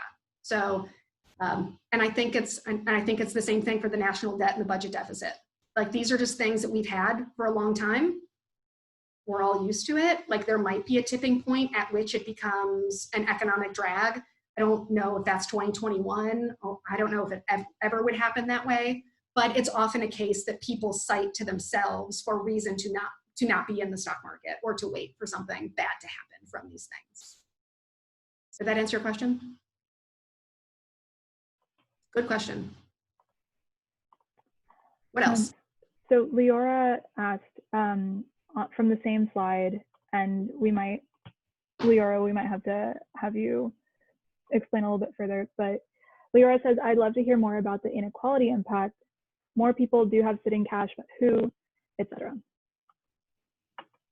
Yeah, like maybe Laura, I'll just kind of give you my quick take and then have you let me know if what I said addressed your question. So if we're talking about, again, if we're talking about wealth inequality, right? Like at some point, the economy, the real economy, and the financial markets, which is where the stock market are, they are not the same thing. We've talked about this in past groups. The stock market is not the economy. The economy is not the stock market. They're separate, but they are connected, right?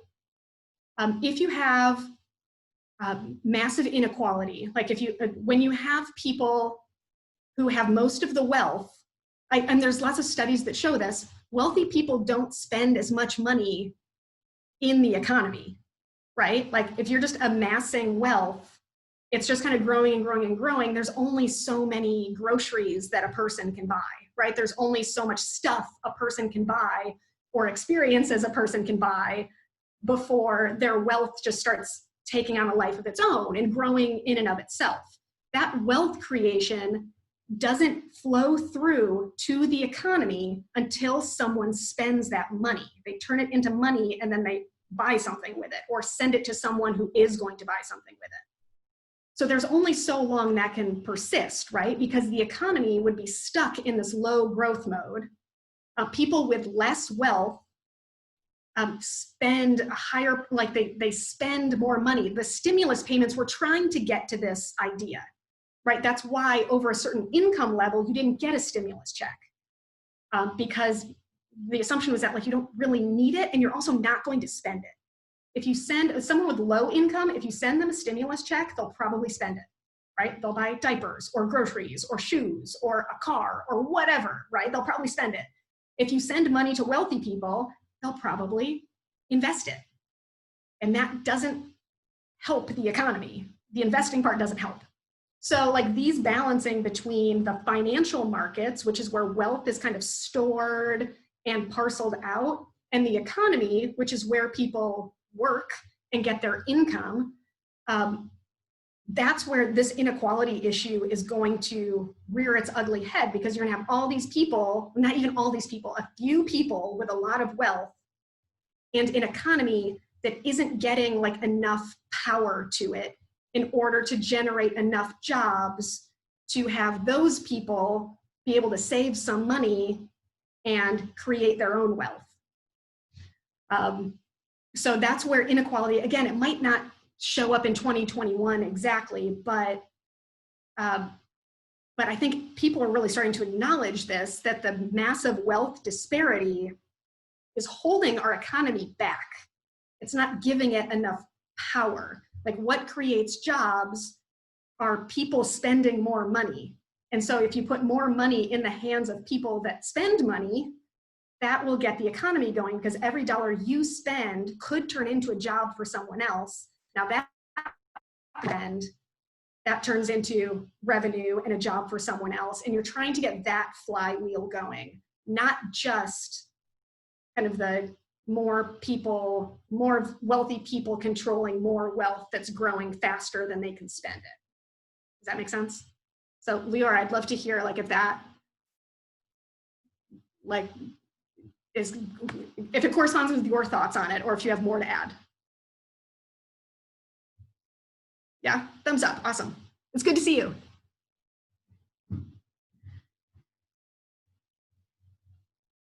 What else do we have? So I don't believe I have any more questions from the chat box, but I've turned on everyone's ability to unmute themselves since we are at the end. So maybe if y'all have any lingering questions, you can feel free to unmute and just ask the group.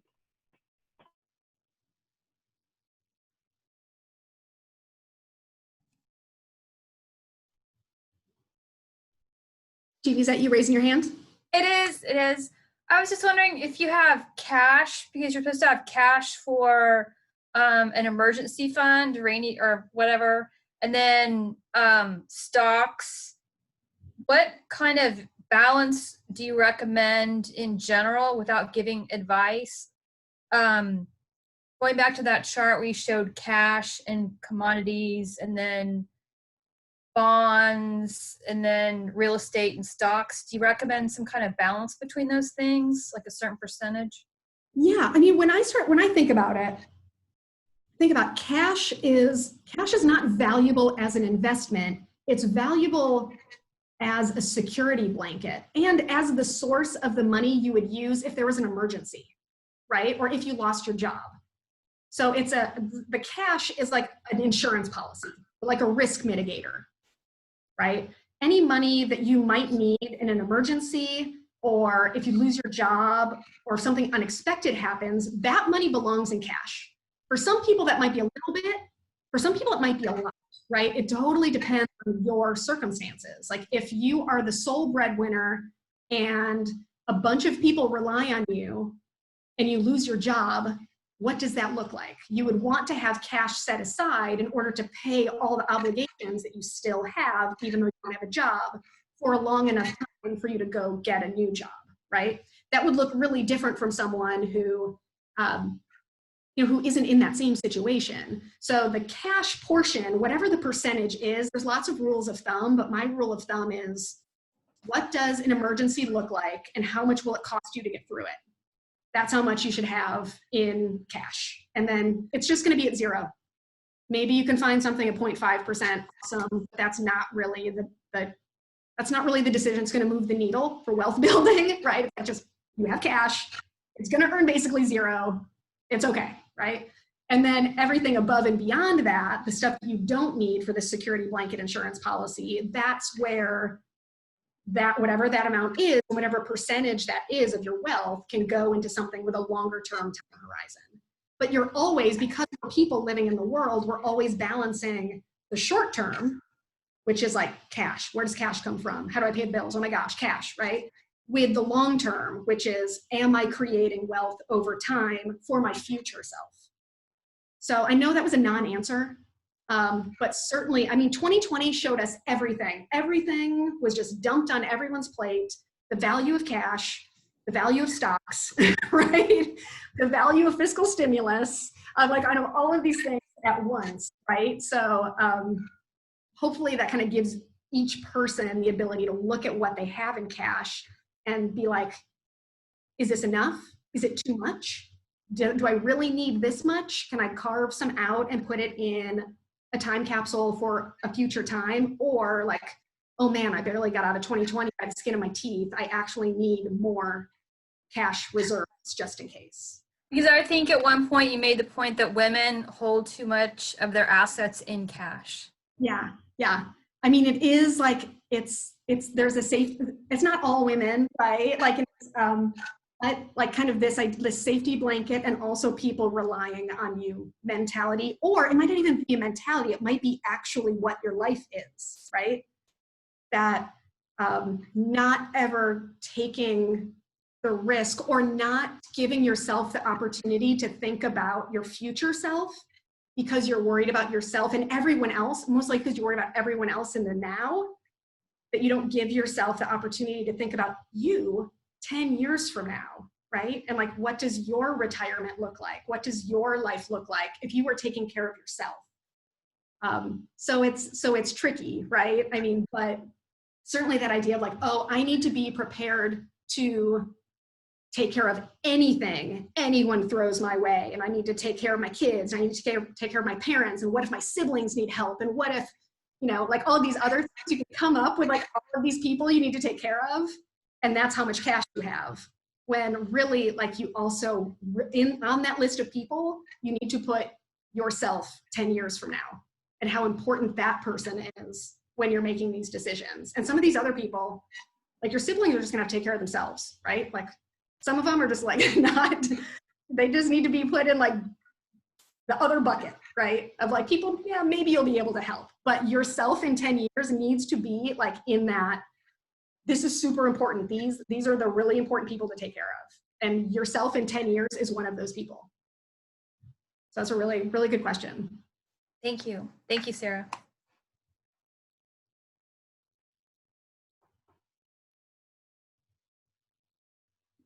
Awesome. Anyone else? And I think if you just start talking, you'll kind of show up on the screen too, if anyone else has anything they want to throw out there.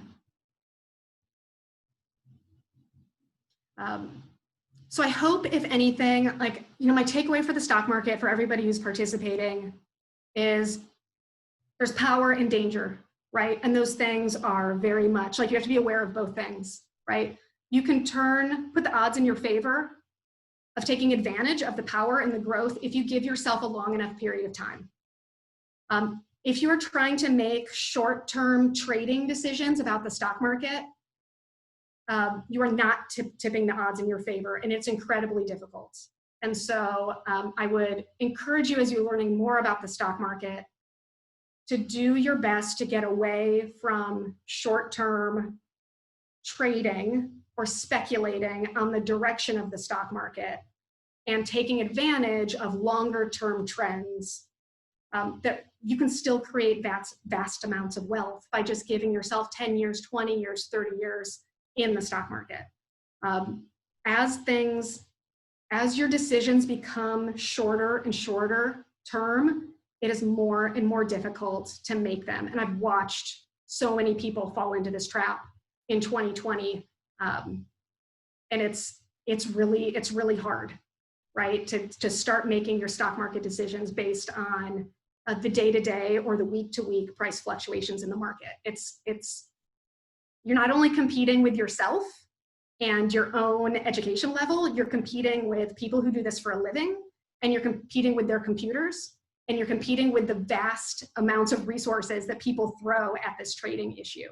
So be very careful and certainly very humble when you're in the stock market, because it's wild. It's wild out there in the short term. But we're trying to get to where we can look back 10 years from now and be like, it's a really good choice to put that money in this stock fund, and now it's worth a lot more, and I did it right. Instead of kind of getting caught up in the day-to-day multiple decision-making day after day after day after day of jumping in and jumping out. So that's all I have for today. This has been really fun. I can't wait till we meet again in person, everybody. Because there's just something, we're all feeling it, right? There's something lost, like not being together in the room. But I so appreciate you all being here and just listening to me talk about the stock market for 2 hours. I hope some of it was helpful. And certainly, like, whatever questions you have or resources you need, please feel free to reach out, because I'm always here to be a resource for all the women in this group. So I think that's all I got. I'm happy to stick around if anyone has any questions. Yenny, hey! It's so good to see you all. And we'll be back on in February. The date's not set yet, but I think it's me again talking about investing for beginners. So we're just going to kind of go back, cover the basics. We'll talk about the stock market a little bit, but focus more on like some of these day-to-day decisions you can be making, what accounts you can be opening, saving money, how to figure out what percentage of your money's in stocks and what's not. And so we'll cover that in February. I'll be so delighted to see you all there. Awesome. Great. I'll see you all later. So I do see if anybody has questions still and wants to stay on for maybe like 5 more minutes, I do see there's a raised hand. I can't see your name, but I can see that you're on a Samsung. Yeah, that's me. Oh, hi. Hi, I'm Abigail. Thank Abigail. you for this workshop. But my question was, how do you know when you're ready to start investing? Because I'm in the position where I have a lot of cash, but I'm just afraid to invest because of all the horror stories I've heard from people that are, I guess, invested in a bad way. So how do you know when you can put what you've learned into practice? And yeah. Oh my gosh, that is an amazing question. I'll just offer a couple things, and then certainly, like, if anyone else on the call has gone through this, please jump on. I would say that you're probably going to have to start before you're ready, right? Like I think one of the mistakes that people make is trying to wait until you know everything before you start. But with investing, like, you learn by doing. So I would say, like, a couple things to mitigate the risk. First of all, whatever the amount of money is, even if it's very small, make sure that money is for a long time in the future. So can I ask how old you are? 25. I'm about to turn 26. All right. So that's perfect, right? Mm-hmm. Like, if you can set aside some money for your 70-year-old self, it's like 45 years. Like, the stock market's going to be fine. It's going to be great over 45 years, right? Like, who knows what it's going to be like in 45 years, but that's a long enough time horizon to, like, if the market falls and you're sad, right? You would say, like, well, I just have to wait for it to come back, right? Like, you have time to put that money in a time capsule and shoot it off into the future in the hopes that it doubles every 7 to 10 years. That's the rate at which we're trying to double it. So if you have $1,000, you can do the math in your head, and that's your goal. Like $1,000, $2,000, $4,000, $8,000, $16,000, $32,000. Over 50 years, could you turn your $1,000 into $32,000? That sounds awesome, right? But you can't get the clock going until you invest the money. So first, it's like putting a timeline on that money. I'm not coming back for this for a long time. The second thing is, like, keep it super simple and super broad. The horror stories are from people who are like, oh, I took $100,000 of my life savings and I put it into Enron, right? Or or I have or I had $10,000 and someone gave me a tip on some biopharmaceutical company that went bankrupt, right? That money can be gone forever. Like if you invest in a company and the company goes bankrupt, your money is gone forever and it will never come back. It's gone. But if you invest in a broad basket of a bunch of stocks, so like the S&P 500, which we were talking about, you can buy a fund that owns all those 500 companies in the S&P 500. That way, if one of the companies goes bad, you still have 499 companies left, right? That in those charts about the stock market versus the bond market that I showed, assume that that's how you're investing. You're not picking one company. You're picking just a generic basket of stocks, assuming that some of them are going to be awesome, some of them are going to stink. It doesn't really matter because you have this whole big basket and you still assume that high rate of return over time. So like those are two things that will mitigate some of that risk. But you might have to like tiptoe into like getting the hang of it and getting some months and years behind you to build up your confidence that this is actually the right thing to do. Mm-hmm. So you can't get that experience until you start. So you're gonna have to start before you're ready. Okay. I wish it was a different way. Does anyone else want to chime in on like their experience making that choice? Jeannie has some thoughts. So when I was about your age, I had worked for one company, Travelers, and when I retired from there after 5 years, or not retired, but I quit my job after 5 years and I had stock in Travelers.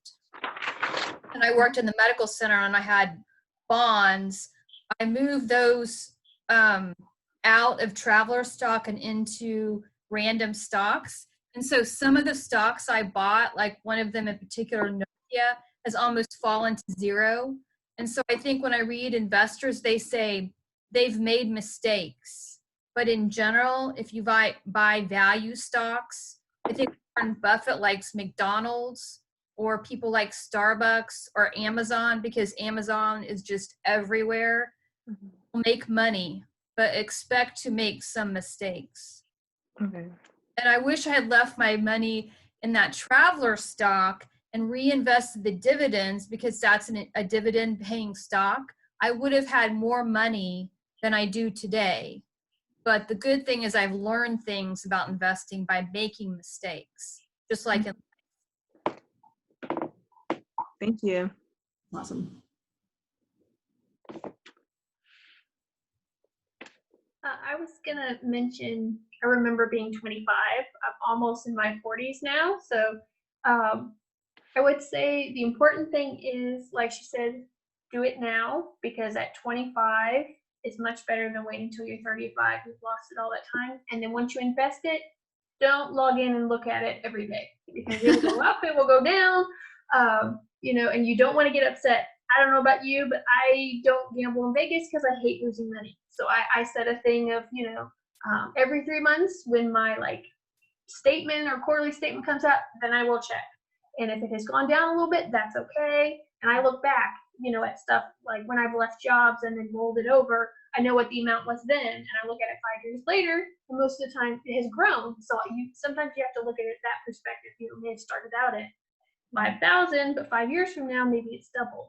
So always look at it as it's just something so your future self doesn't have to work until you die, and you can enjoy your retirement, and just see it as it's something that's working for you, but don't obsess about it, if that makes sense. I disagree. I look at my stocks every day now, because in March, when they were putting what is that called, Sarah, when they were putting the stops on the market, it was scary. Oh, the limit downs. But one of the companies I had was a water stock, and they sold it. So I had this cash. So I took the cash and invested and bought more stock. And so this year I've made a lot of money because I bought low when the market had gone down. And it was scary to do that. But because I'm so old, I'm in my early 50s, I've known that when it's that low, it can pretty much only go up if you're buying good stocks, which is, you know, you just kind of, what's good, but you know. And Yeah, I'll say that both of these styles can work. yeah. Right. I think it just helps Them to can work. know yourself. You know, for me, when I was starting out, I needed to build the confidence like a muscle to understand the market. So in the beginning, it helped me to not look all the time because I hate to lose money. You know, when you're 25, unless you're blessed, you probably don't have a vast wealth sitting around you. So for me, it just helped to not look at it every day. Now that I'm older and I understand and I have confidence, I do look more often now, but in the beginning, it helped for me to just not obsess about it. So I think it's what you feel comfortable with. You notice you're starting to get stressed every time you look, then maybe wait a little longer before you check back in. They're kind of like children. You kind of have to watch them. If you don't watch them, they could do something bad. Ellie has input too. Yeah, I think it's helpful, especially I am I'm 30 this year, so I don't know where I range in sort of age or spectrum or how experienced I am, but I think it's also really helpful to find someone your age. I mean, I don't know if we are similar ages. I guess we're kind of in the similar age range. But finding someone your age is really helpful because then sometimes it's like, one, you can learn from someone who maybe is similar your age, or sometimes you can be like a great confidence boost of like, oh, I kind of got my stuff together as opposed to someone else my age. My brother is around your age. He's 25. And we both have to call each other, even for the simplest of things, like just remembering to like update our password or being like, gosh, dang it, I can't log into my account. And so silly things like that, but finding someone your age, I think is really, yes, and not dissing anyone who's older, wiser, has all that knowledge, but like finding someone your age also makes you feel like I'm not alone. So however you can find a buddy, I mean, I would volunteer to be anyone's buddy because I need a buddy, but any other human to talk to. And yes, any human who you feel is good. Yeah, I mean, talking through things is especially helpful during times of stress, right? That's what having someone you can ask the question to. Sometimes you just need to ask, you need to get it out, and you need to be scared, you know, and have someone who's like, yeah, me too, I'm scared, right? Or like, oh, this has happened before, this is what happened, you know, that other time the market crashed. But certainly like building that support structure. And, you know, I think Ellie made a good point, like, if you start before you're ready and get some time behind you in your community, in your group of people, you're going to become the expert. And you'll learn as much by teaching other people as you do by learning from other people teaching you. Yeah. It's powerful stuff. Yeah. And I would just like reiterate, you can always come back here, you know, after some time and check in and see how you're doing, because people have, you know, answer questions in the chat. The other thing is, it's going to be like some of the styles have different concerns. Like I actually started out in the individual stocks, but I had kind of the advantage of my mom being a CPA. So it's not, I wouldn't recommend that at all, actually, starting out, because just to highlight the numbers we've been talking about, 10%, 5%, all those things Sarah's been showing are for markets or indexes, pools of stocks. They're not talking about a single asset performance. A single asset can do absolutely anything. Like I've heard horror stories from people who are Ford lifers. At Ford, a lot, I guess many older people, or if you're familiar with Ford, know where the stock is now, but it used to be like the Netflix or whatever. It was never that high, but a lot of people stayed in it forever and ended up with like nothing. So a way that people mitigated, people like, maybe you don't have even, you have lots of going on at 25 and you can't spend every month, you know, looking at your finances. So there's lots of ways to automate now. The other thing we talk a lot are funds, particularly index funds. I think reading any basic book on investing, they're going to mention index funds, and what funds do is basically some like smart expert people like Sara who have all day to look at this stuff are doing all the research and data and everything for you. And things like index funds, they're doing kind of less work than other people, so that you don't pay a lot of fees. You don't have to pay them extra, and you just kind of get to participate passively. You don't have to think about it, and the good thing happens.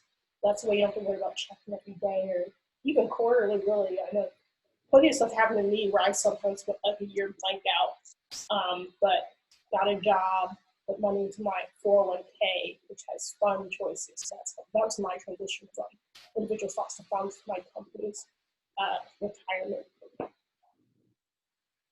And some of those things that Leora was talking about, we will talk about next month in February in investing for beginners, right? Because like, you know, every year we try to cover this exact thing for all the new people, and also all the more experienced members of Austrian Women's Investing Group who are still going along their path, right? They're just like some basic like practical steps, like open an account, like start here.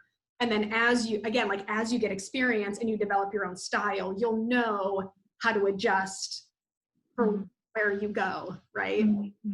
Like getting started is hard, and we can be your accountability partners, right? Like by the end of the year, like you would have started something.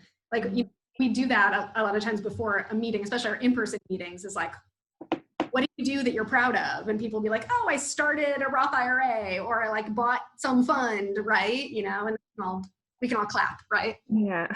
It's awesome, but it is scary. Yeah, but thank you guys. Thank you so much. Okay, I'll just add one more thing onto that is I think it can be an emotionally scary to get started, but because of how young you are, you actually have kind of way more actually safe options than a lot of women who even participate in this group. So once you get over the fear, you can make that first choice. Like you get through one of the, I don't know, a book or Investopedia. There's actually good stuff online too. You don't have to like put a lot of money into this to get started. There's some certain numbers that we talk about in other meetups where if you're under this amount and you have these options available, it's kind of like there are obvious places to start. And yeah. Here's a book that the people in the group really like called Millionaire Teacher by Andrew Hallam. This is the audiobook. You could come get it if you have a CD player, I guess. But that's a good one to start too, because it's the basics. It's just like telling people like the 9 practical steps you can take to at least get started. Wait, what's the book again? Ooh, it's called Millionaire Teacher. It's by Andrew Hallam. I don't know if you can see that. I have some glare going on. Okay, thank you. Kind of an Austrian Women's Investing Group classic. Well, awesome. This has been really fun, everybody. Again, thank you so much for carving out time on this beautiful Saturday